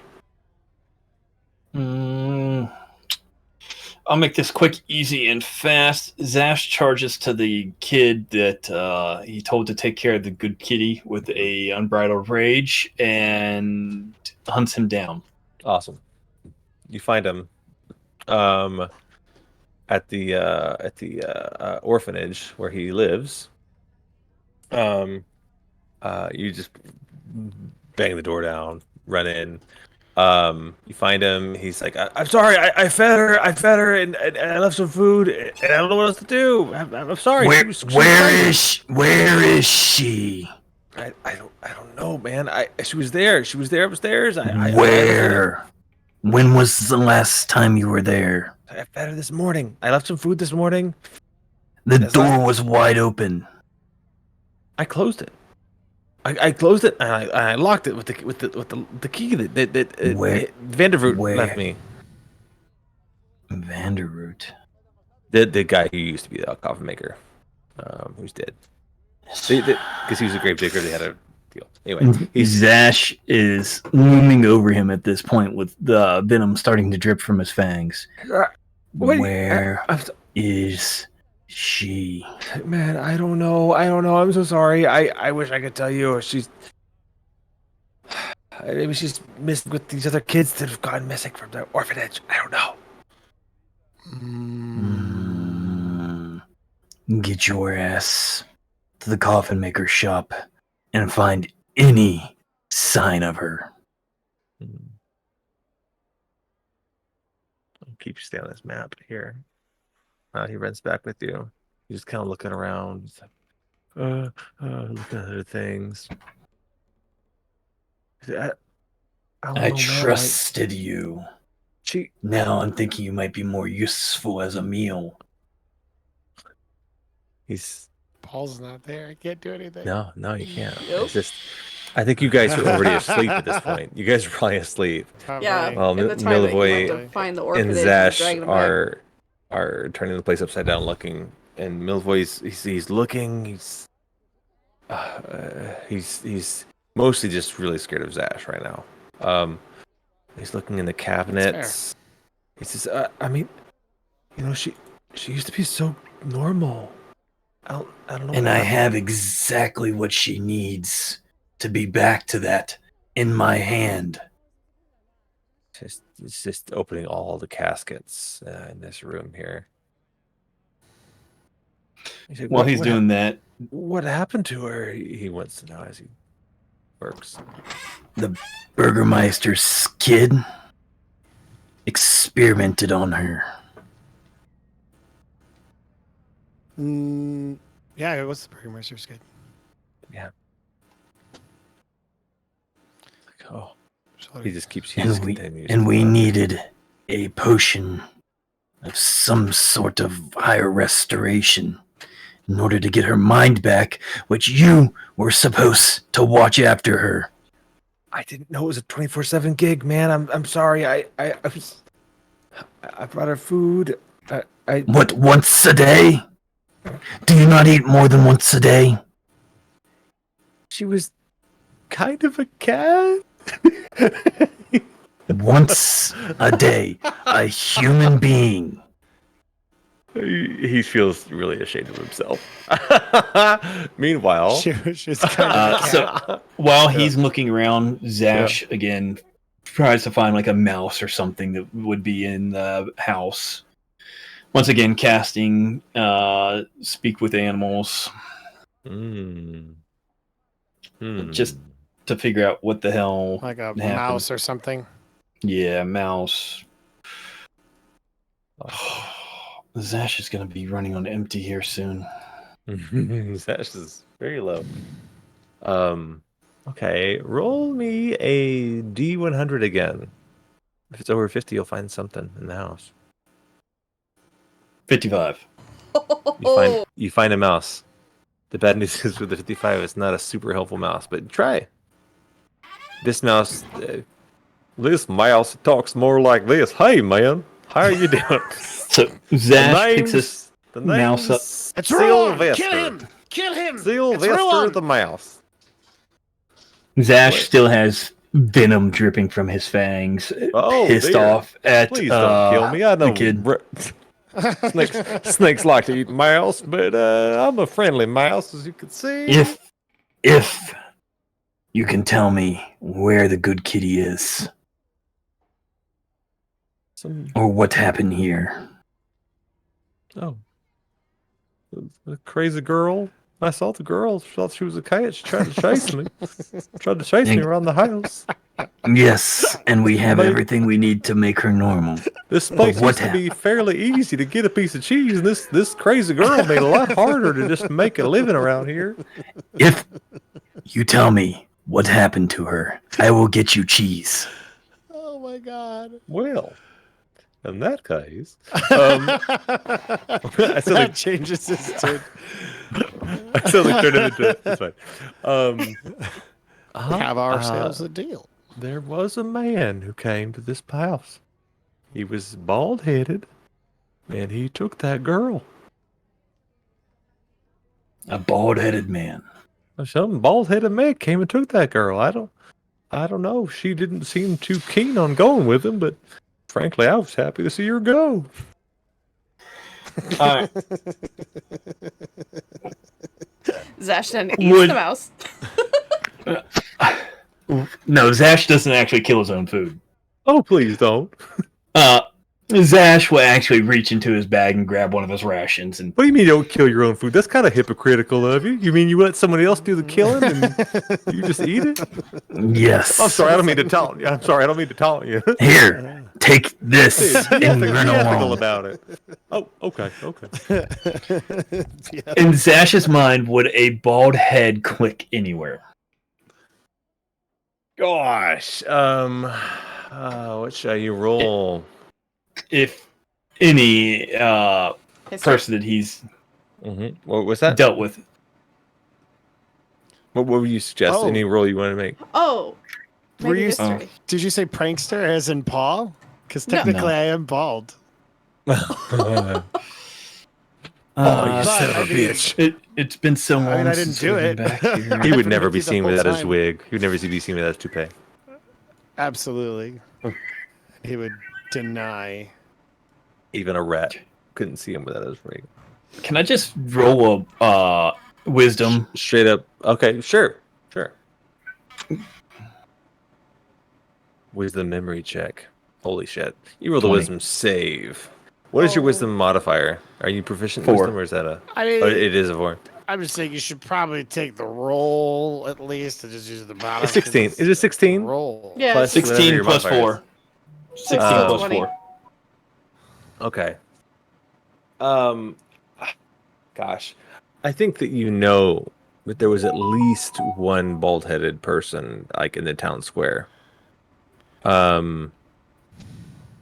Has this person ever interacted with Zash? Bar or tavern at the church or... Let me just take a little look at something. A lot of. He's praying for hair. You've not interacted with this person. I mean, you've not interacted with anyone bald besides Zash. Besides Paul, rather, sorry. Paul would All right. never admit to being bald, though. Kid, Paul isn't bald. get up here. Oh, yes, I'm so sorry. What's up? Yes. Hi there. How you Who? doing, sir? The mouse just says it. Who? Yeah. But all he hears is. Oh shit! Let me kill it. See, we Who need a is- mouse around here to take care of. Okay, sorry. Who is bald in this town that would come in here and take good kitty? Oh, bald people. Sorry, just a second. Okay.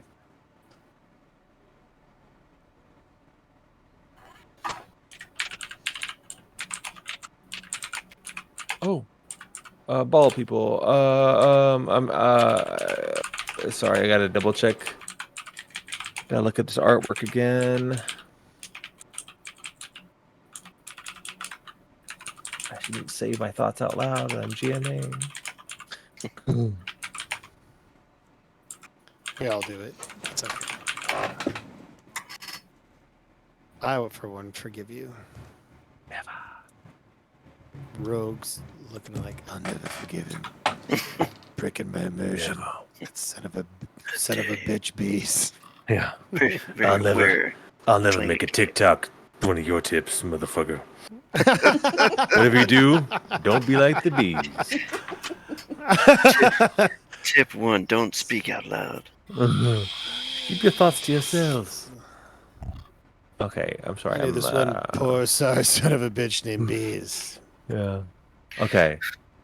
So he says, Soldar, one of the hunters, he's bald. I mean, there's also Ivan. He's bald. I don't know. Why would they come here though?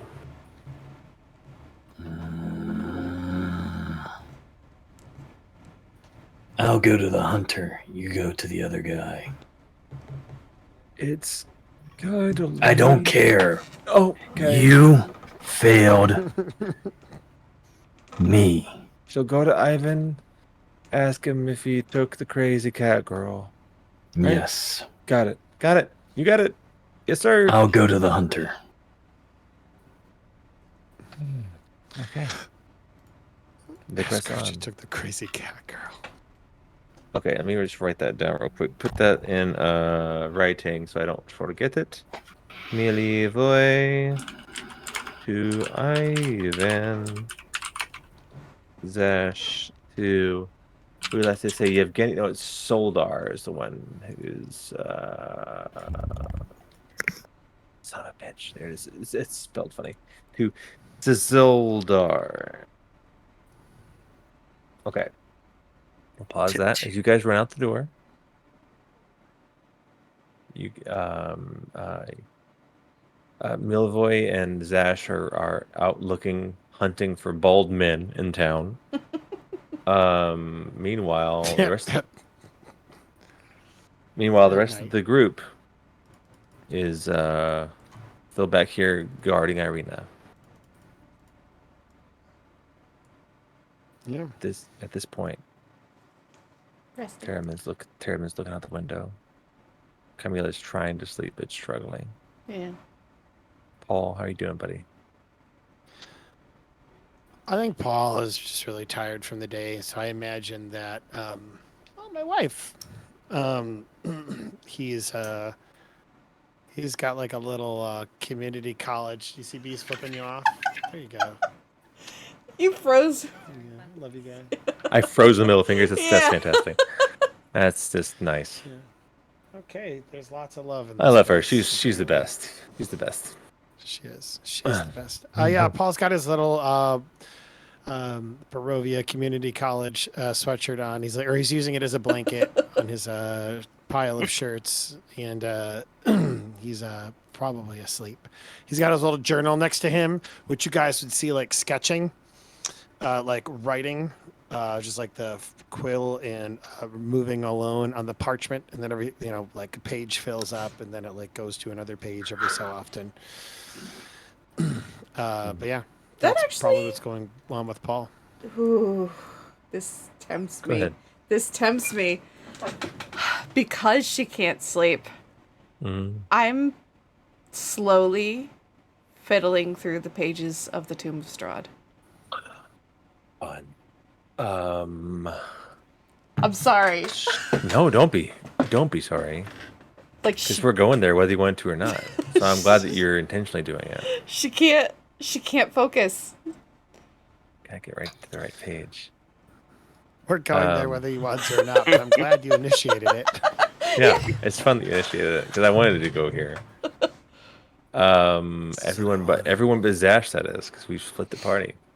Everyone within 30 feet of you, which includes Irina. It includes, well, I don't know if Bartram and Umbra are gonna get much out of it, but Terramyn, Irina, Pall, and Camila. We're going on an adventure. Sucked into the Tome of Strahd. Yeah. Yeah. Terramyn again, just vigilantly like looking out the window, like feels himself feeling, oh shit, like the cloud just kind of like pulling him in. Paul similarly like trying to write notes. Like, oh, I'm trying to write notes. No, Paul isn't physically writing anything. The quill. Oh, and naturally the doing your journal. notes because you're. Yeah, it's right. I forgot. It writes down your dreams. It's gonna have a fun one. Oh, Tonight. that's cool. It's a fun one tonight. It's writing down all my dreams. Will I have a written record of everything? You will that dream of what you see in this book. Oh, So, dude. That's It's cool. gonna be fun. So everyone except for Zash gets to participate in this. Sorry, Zash. Who would have thought? That's This fine. is Zash. If you want to just feel like normal, just grunt every once in a while, and it's kind of like last session. If you get bored, just grunt at us, and Paul will interpret it. He's saying that he loves me and he misses me. So it gets dark. It gets cloudy again. Like clouds is kind of like it's almost like a one of those spy movies like from the 70s, and it's like a smoke grenade where it just comes out of the book and surrounds all of you and kind of pulls you in as you go into the mists. And I'm just going to move you briefly to this landing page. Is Irina joining us again? Is it quiet on? It is Transcript, very or is it just quiet. me? I have not I heard just anything for a realized while. it is effing silent. Zash, just while you're thinking of Zash, have you ever, or I should say Jester, have you ever seen the show Scrubs? Yeah. I love Scrubs. It's a great I show. imagine Paul and Zash like JD and Turk. Yeah. That's Which one is JD? yeah, that's. I think Paul is probably clearly The JD of the two. because Zash seems supremely much more confident than him. But that's my only litmus. All right.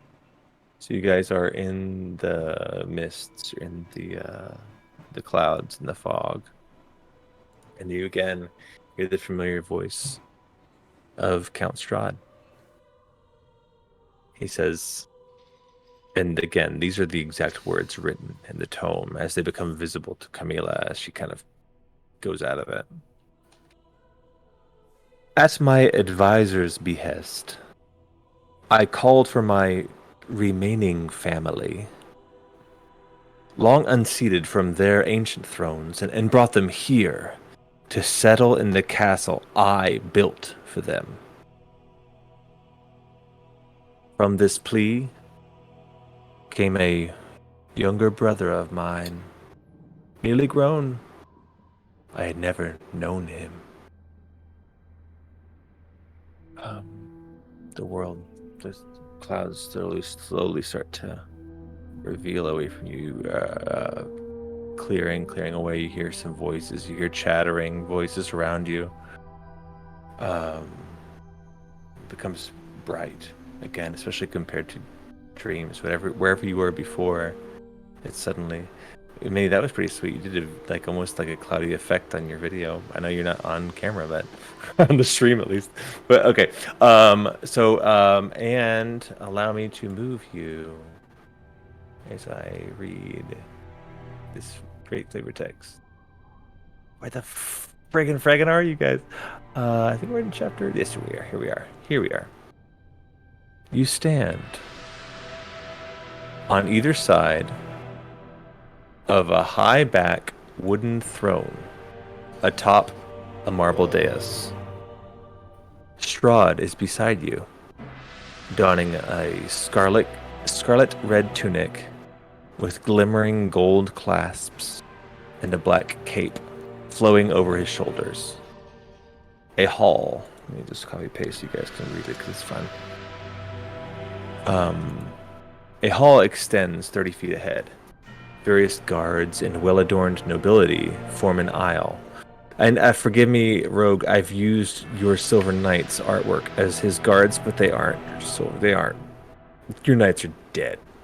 Yeah, this is the art, just the token I had available as I built this scene. Okay. Various guards and well-adorned nobility form an aisle, and the crowd is abuzz with hushed voices. And the attending crowd is illuminated by a towering stained glass window in the far corner depicting a cerulean and gold sunrise. That's off to the left of the map, I believe. Let me get to the map where you guys are. Here. And again, Zash, you have a token here, but you are not here, sir. You find yourselves, each of you find yourselves wearing the garb of nobility. You strangely recognize one another as you are, but I think I took everyone else out of here. Yeah.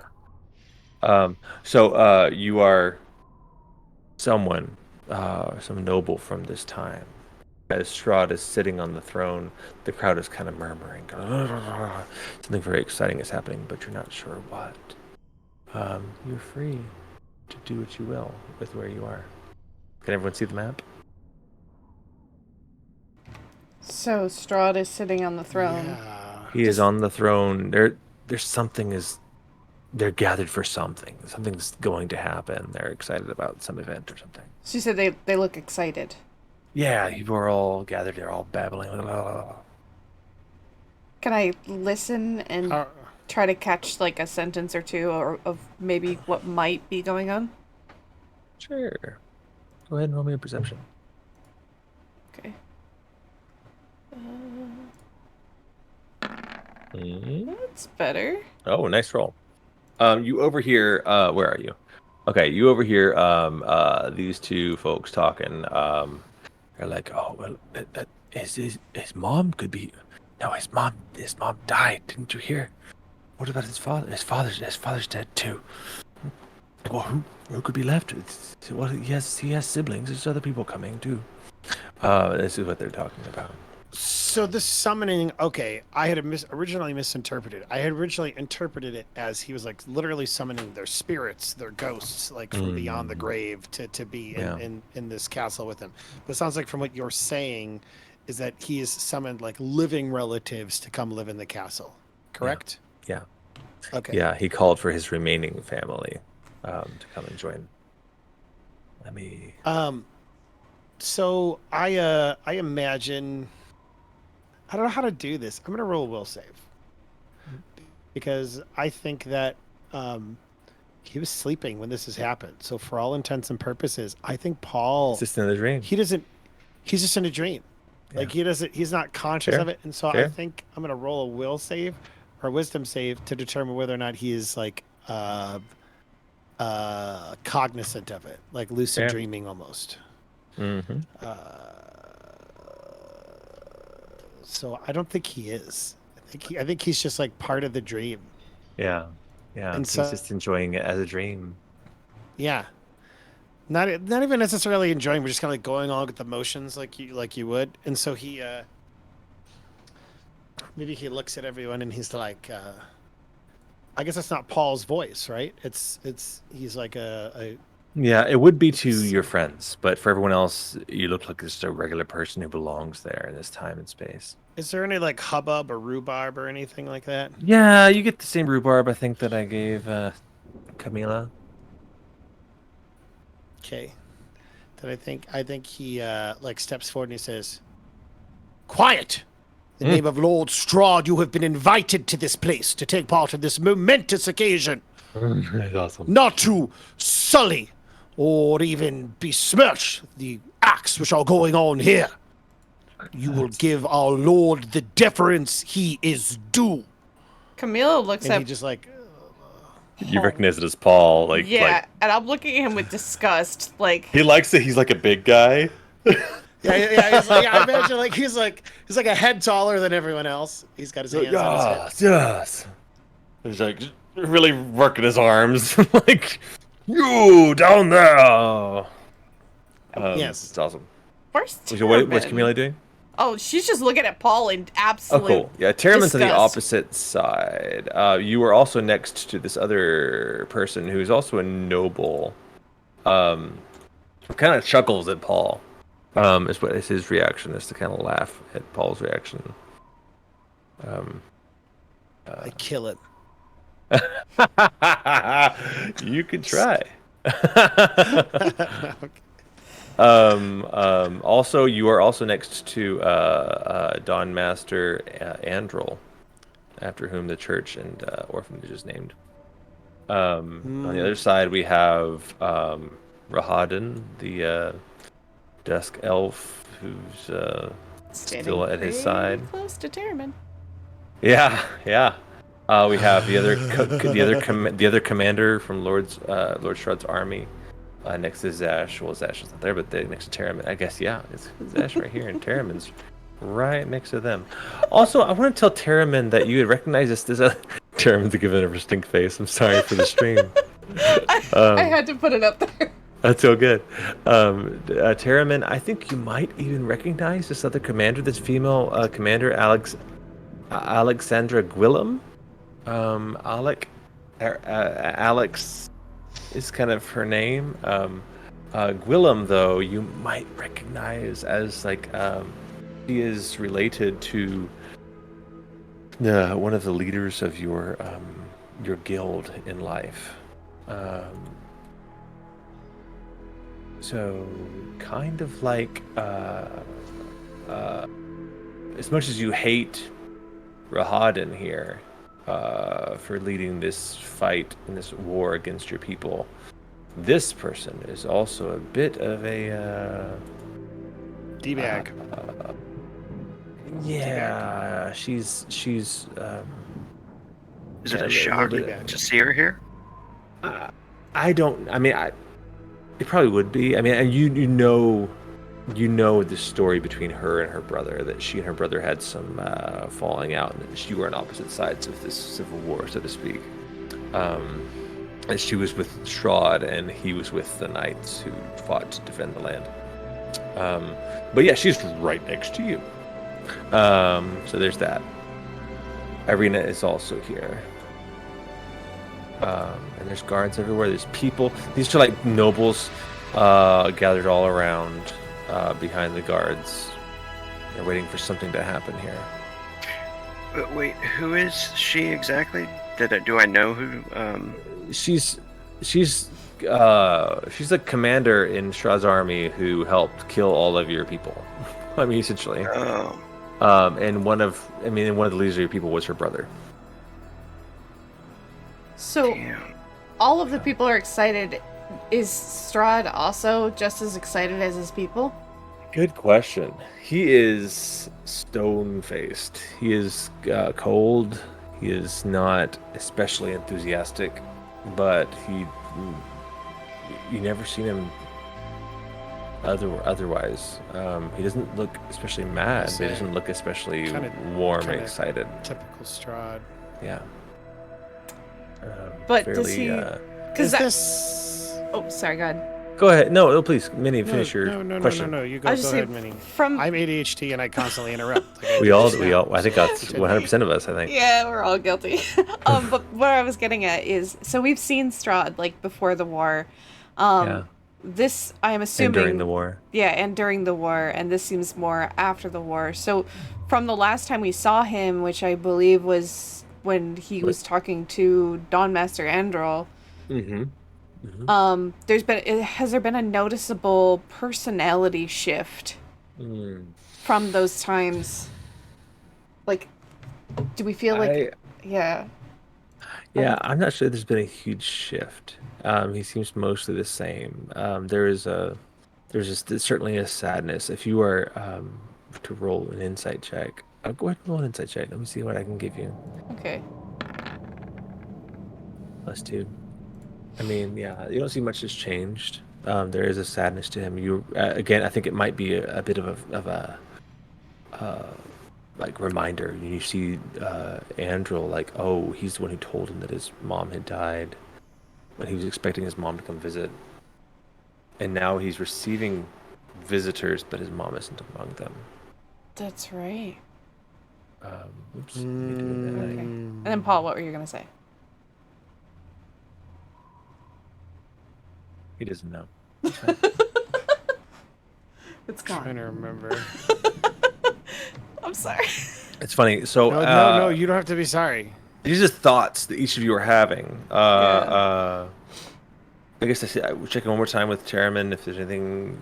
I mean, you're just kind of checking out. Yeah, like Commander Alex and. I think this Rahadin. is after the war, and I don't think we've had one after the war, right? I mean, Like a the vision one like the one in his study was after the war. But you guys were like ghosts. I mean, you were like whenever he was blessing the castle at first on the outside with the knife, and then he went inside and heard news of his mom. But Would that Terramyn was be after the able- war. Remember when we saw the dragon skull on his wall of his study? Yeah. That was Would after the Terramyn war. be able to control himself and not just attack one of these people right here? Or... I would love to see you struggle with it. You can roll a little wisdom save. Yeah. And say DC 15 to not lose your shit. Because you still are a fucking revenant. You've got bloodlust. Let's see. Wisdom save. But I'm totally not Terramyn, so I'm somebody else. I mean, You are in the immediately. yeah. Yeah, immediately he's you, like looking at him. You are you, but you're like your body is not you, but you are you inside. So what kind of clothing is it? Wisdom save? Whatever. Whatever. You, who am I? Oh, there you go. You think better of it. You're like, it would be weird. Yeah, also, I'm not sure what changes I could really make in this place. As you kind of, I like this inner tension that you're having. Go ahead. I got it. Yeah, like maybe he looks at himself for a moment. You know, like he's filled with rage, of course, because 10 feet away is a douchebag, and now seeing her as well. Mm-hmm. Two enemies that he would really like to just impale.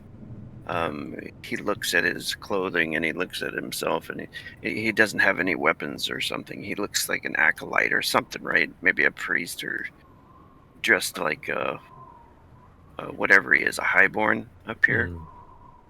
And he looks over to Strahd and immediately sees this pain on his face, and I think he's sitting there like relishing that at the moment right now, and he starts to laugh, and he starts to laugh at that his mother's not coming, and then he's like, which, you know what I mean? To be fair, it actually You wouldn't say be it out aloud, of place yeah. because other people are laughing at like Pall and stuff. So They're having a good time. That's true. The other guy was kind of giggling at Paul's trying to be a tough guy. I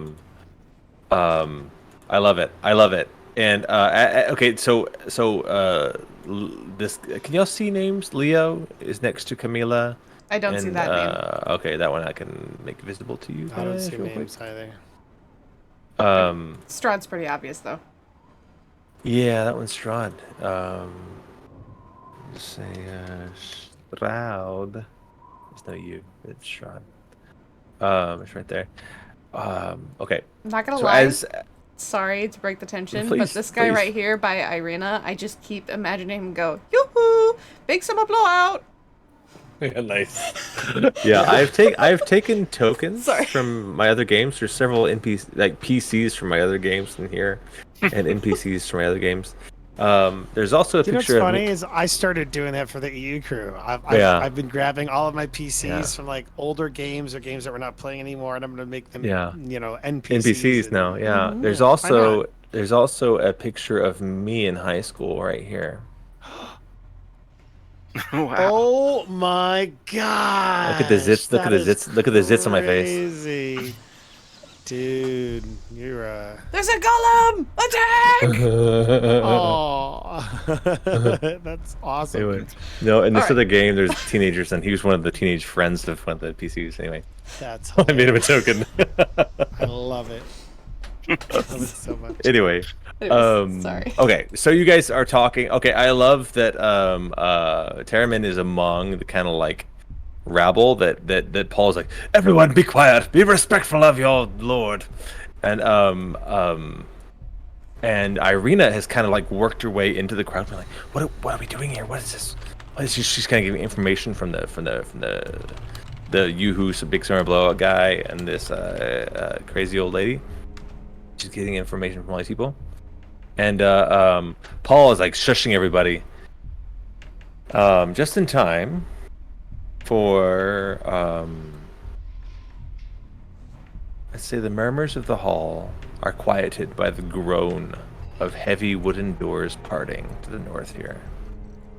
It's out of the way so I can see a little better. These doors up here part, and again, it's not as spooky as Ravenloft is now. This is freshly built, like state-of-the-art, like fancy new castle, sparkly, filled with life and light. The stained glass window you can see the reflection of in the carpet here. I'm glad I stole this artwork from somebody. So this is not creepy Castle Ravenloft. This is sparkling new Castle Ravenloft. The murmurs of the halls are quieted by the groan of heavy wooden doors parting. A procession of marching footsteps and the fanfare of trumpets precede a beautiful man with wavy black hair, kind eyes, and a warming smile strutting into the chamber. He is flanked by a beautiful woman who is blonde and dressed similarly to him. Let me...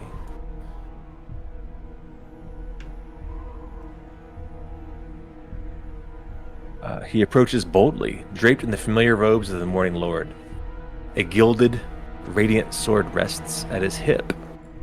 The hilt of the weapon is so finely crafted that you would not be faulted for believing it was made of pure light. And he drops to a knee before the throne. He runs essentially up to the throne and kneels. The clergywoman who's with him kind of rushes to stand next to him, tries to slow him down, but he does not. His enthusiasm is unbridled. And Rahadin steps up, takes one step up on the steps here, and he says aloud, he says, "Welcome, Sergei von Zarevich, second son of King Barov and Queen Ravenovia, awakened son of the Morning Lord, to our castle Ravenloft. The keep's splendors and comforts are yours." And at that, Sergei rises to his feet, and Strahd rises in turn and slowly steps down the marble stairs. And he stands next to his brother, standing half a foot taller than him. He reaches to shake his guest's hand, but as their forearms meet, Sergei pulls his brother in for a hug. Grabs him, squeezes him tight. The crowd screams, erupts in cheers, applause at these brothers uniting. That's wonderful. Brotherly love. That's wonderful. Yes. I'm gonna punch Paul in the arm. Strahd takes a step back How? and pronounces, loud enough for the whole room to hear, "It is good to have you, brother. Come, let us celebrate." So glad family is reunited. He leans over to Camila and says that. Now, as this happens to the window, the stained glass, beautiful stained glass, which I'm not going to make anyone roll a check for, is the signs of the Morning Lord, the sun and all that. It's through the stained glass window, turn really bright. And actually, instead of your vision is usually blocked by clouds and mists, for right now you're blind by the brightness of the window. It just gets brighter and brighter until you guys can't see, and you wipe your eyes and you realize you are in a different place. You feel a gentle breeze on your cheeks. The earthy smell of fresh grass brings spring and summer warmth. The sun embraces you, but the serenity is broken by raucous cheering. Let me get you this map. 3 sets of tiered benches have been constructed around a ring of dirt, and 2 guests currently stand at its center in studded armor with weapons drawn. One of them is Yoo-Hoo, Big Summer Sale, whatever it was. Big summer blowout. Big Summer Blowout, yeah. And the weapons drawn. These 2 have just finished a duel. 40 feet ahead of you are 2 wrought iron gates that lead to an overlook over here to the east. Even from this distance, you can see the snow caps of far-off mountain ranges to the east. The 2 young participants exit the ring, and Rahadin recognizes the victor of this duel that just happened. And everyone cheers. Rahadin is apparently the MC of this event.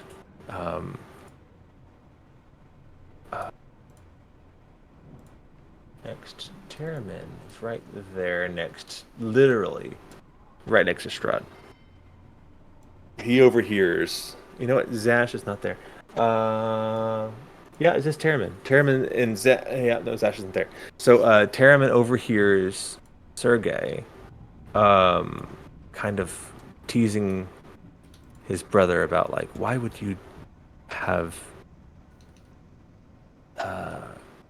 this, like, to welcome me, an exhibition tournament? And Strahd says, "So what else would I do? This is what I know is battle."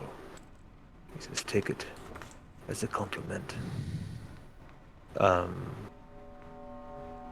And Sergey kind of politely, like, applauding for the fighting.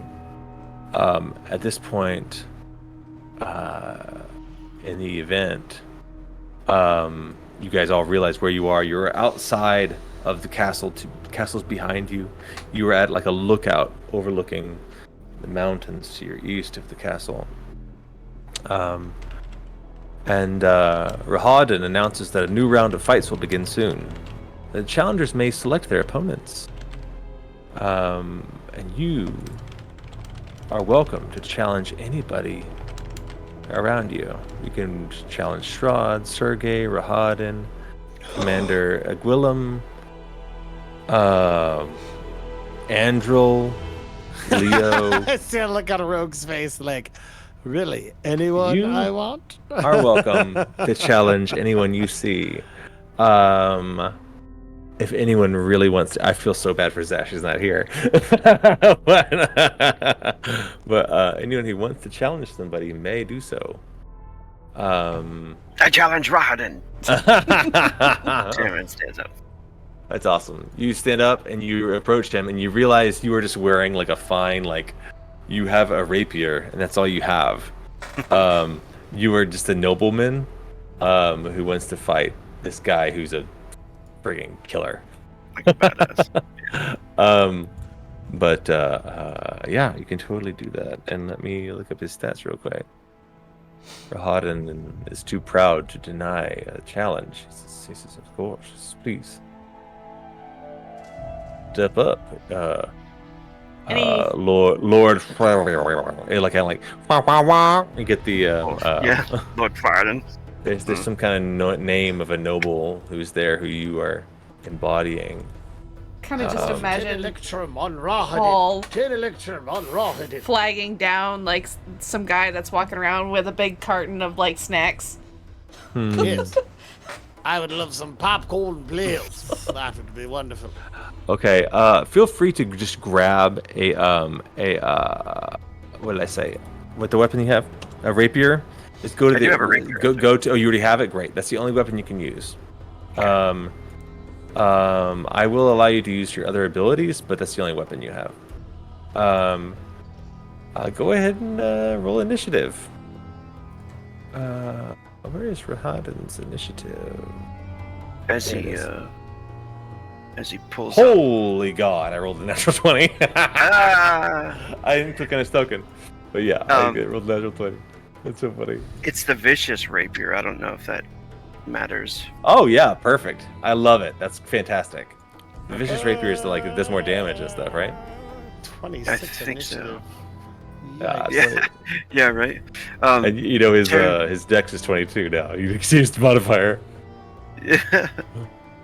Terramyn, as he's walking out there, and like he knows he's not himself, right? But he's changed his bodies many times anyway. So he like pulls the rapier out, and as he's standing at Rod, and he knows as well that Rodden's seeing him as, you know, somebody that he knows, and is probably surprised even to like see this person that he knows, you know, challenging him.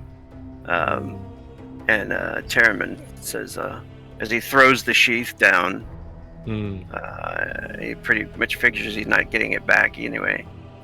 He says, there should be no match for you, right? All the women and children that you've killed. and Oh, and the crowd. he's Does he circling say it around. loud? Do you say it loud enough that the crowd can hear? Yeah, he says it pretty loud. And he says, Paul's like, all the murder that you've created. Yeah, the crowd is like, ooh. Like they're kind of like, ooh. Like these are like nobles who've kind of like sworn fealty to Strahd because he's like a terrorist. The big dog. Yeah, he's a terrifying warlord who runs the place with an iron fist. So the crowd's like, ooh, he just said the thing. And Rahadin is like, watch your tongue, Lord. And he draws his scimitar. And did you roll initiative yet? Oh no, he was. Can you token first? Because I failed to do that. He was loving the moment too much. That's fantastic. I love it. I love this moment for you. I'm absolutely rooting for you. Noble Paul. Part of Probably. We're all counting on yeah. Part of me is fighting the urge to try to secretly cast Hex on Rodden. you. Why not? Look at that initiative. He rolls a 4. He's too busy gloating. I rolled a natural 20. You rolled a 2. He's like, murderer. That's his last words before Rodden charges him. Yeah, that's fantastic. Rahadin will charge in. He's got a fast speed. 5, 10, 15, 20, 25, 30, easy. And slash with the scimitar. What is your AC? 18? I do not have the shield, so... You know what? You're a noble. I forgot. You have a nobleman's armor. Well, you know what? I should give you some armor. You should be wearing some chainmail or something. I was just wondering because last time we fought, we kept our own stats. You did. But it's a little bit weird here. That's true. I'm gonna give you some armor. Yeah, I should have. Your AC is gonna be 16.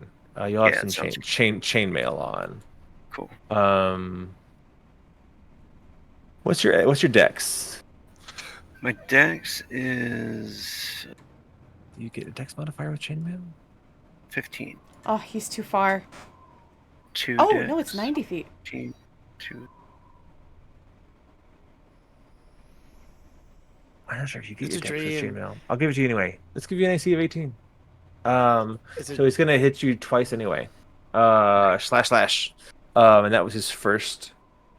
That's what he does. He kind of just runs in as you mock him. He says, "Watch your tongue," and immediately he just charges in and just dances around and slashes you up twice. He misses you once though. As you the middle strike, you dodge as he strikes you one more time in the ribs. But it's again, it's supposed to be polite, non-lethal, but you can tell Right. there's some real bitterness, and he does not like you calling him out like that. And now you may go, sir. As he gets sliced. Blocks one, maybe. He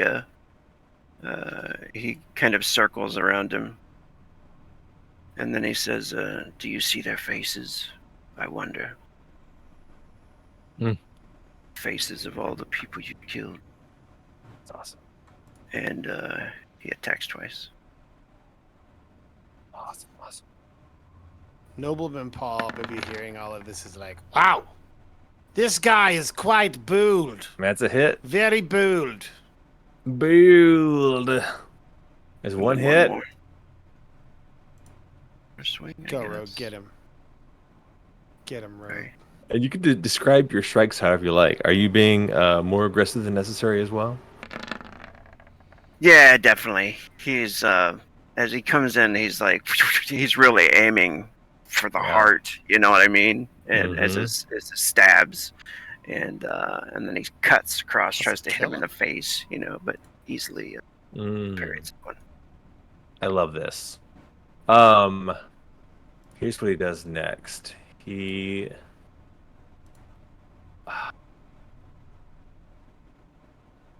dances around you.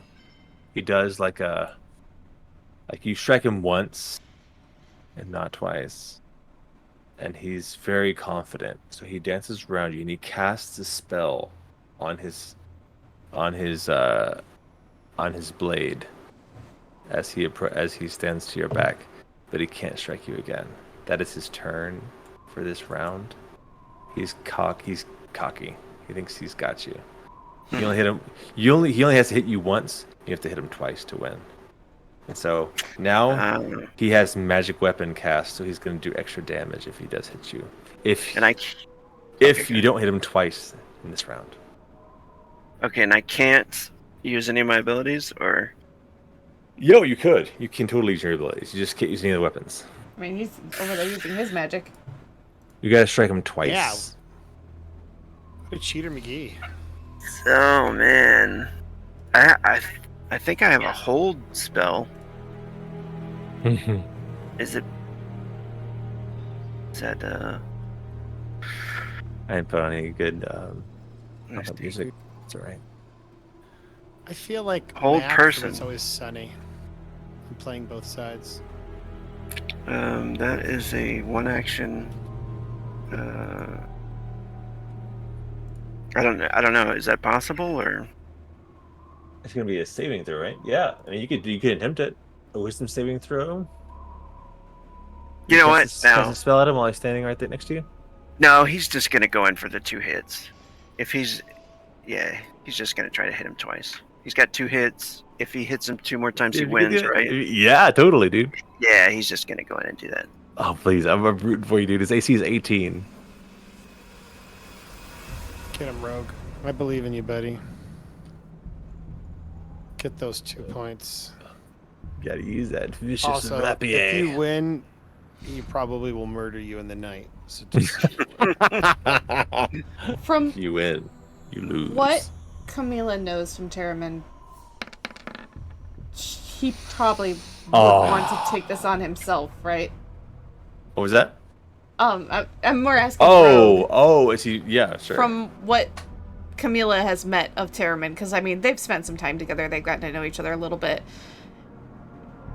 This seems like something that he would probably want to do on his own without any kind of influence, right?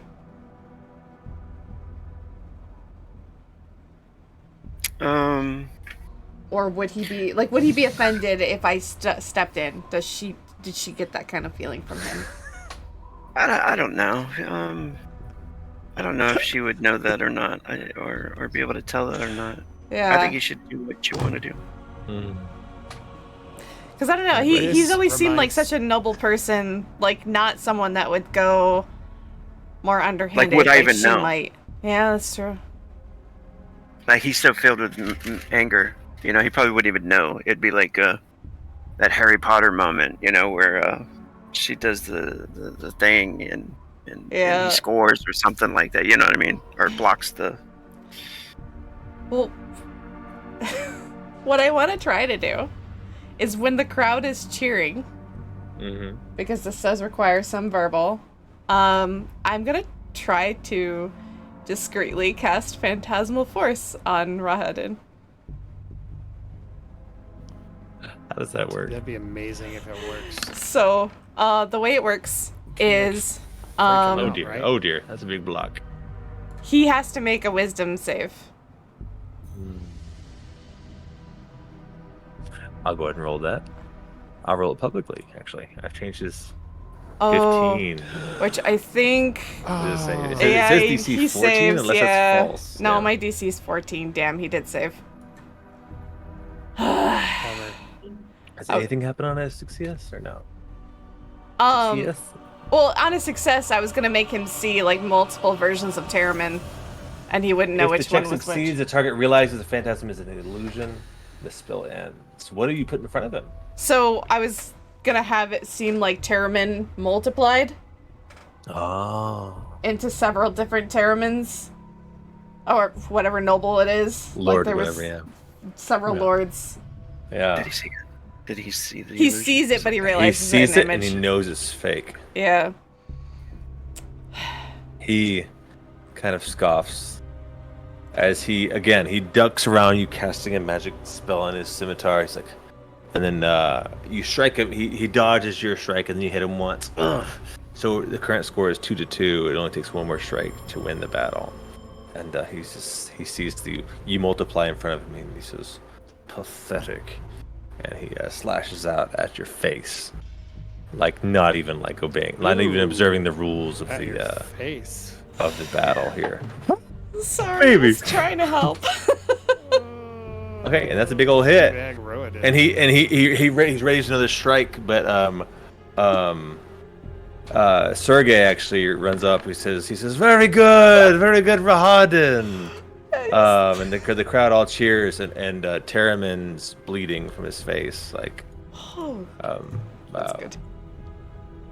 He also had a +1 to his with a 26 to hit. Nice. That could have been really bad. That just happens. Thankfully, my DC was 1 still for my wild magic. So, Can I Sergey, make a roll to Well, see if I noticed that she cast a spell? I mean, Or would I just Well, I was trying to do it discreetly was it with targeted the crowd, to just so- him? Was it targeted to just him? It It's a was phantasm just- only he sees. I mean, Yeah, it would have just been Rahadin. okay, you that might makes not sense. notice. I wouldn't. He just is pathetic. You don't know if he's talking about you. You think he's talking about you. He's just pathetic as he strikes you across the cheek, just cut your face open. Like, you need stitches, man. Bleeding pretty bad.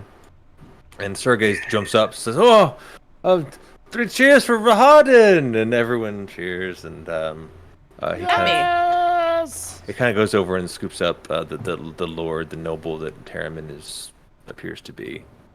He says, Lord Master Andrew will take care of you. He says, actually, he does a quick little heal as he walks you over to help you. Your cheek already starts to heal with his magical touch. And he says, I challenge Lord Strahd. He says. Who says this? Sergey? Sergey, yeah.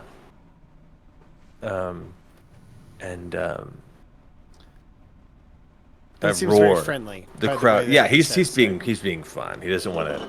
He's trying to lighten the mood. Like, oh, I'm gonna fight with my brother now.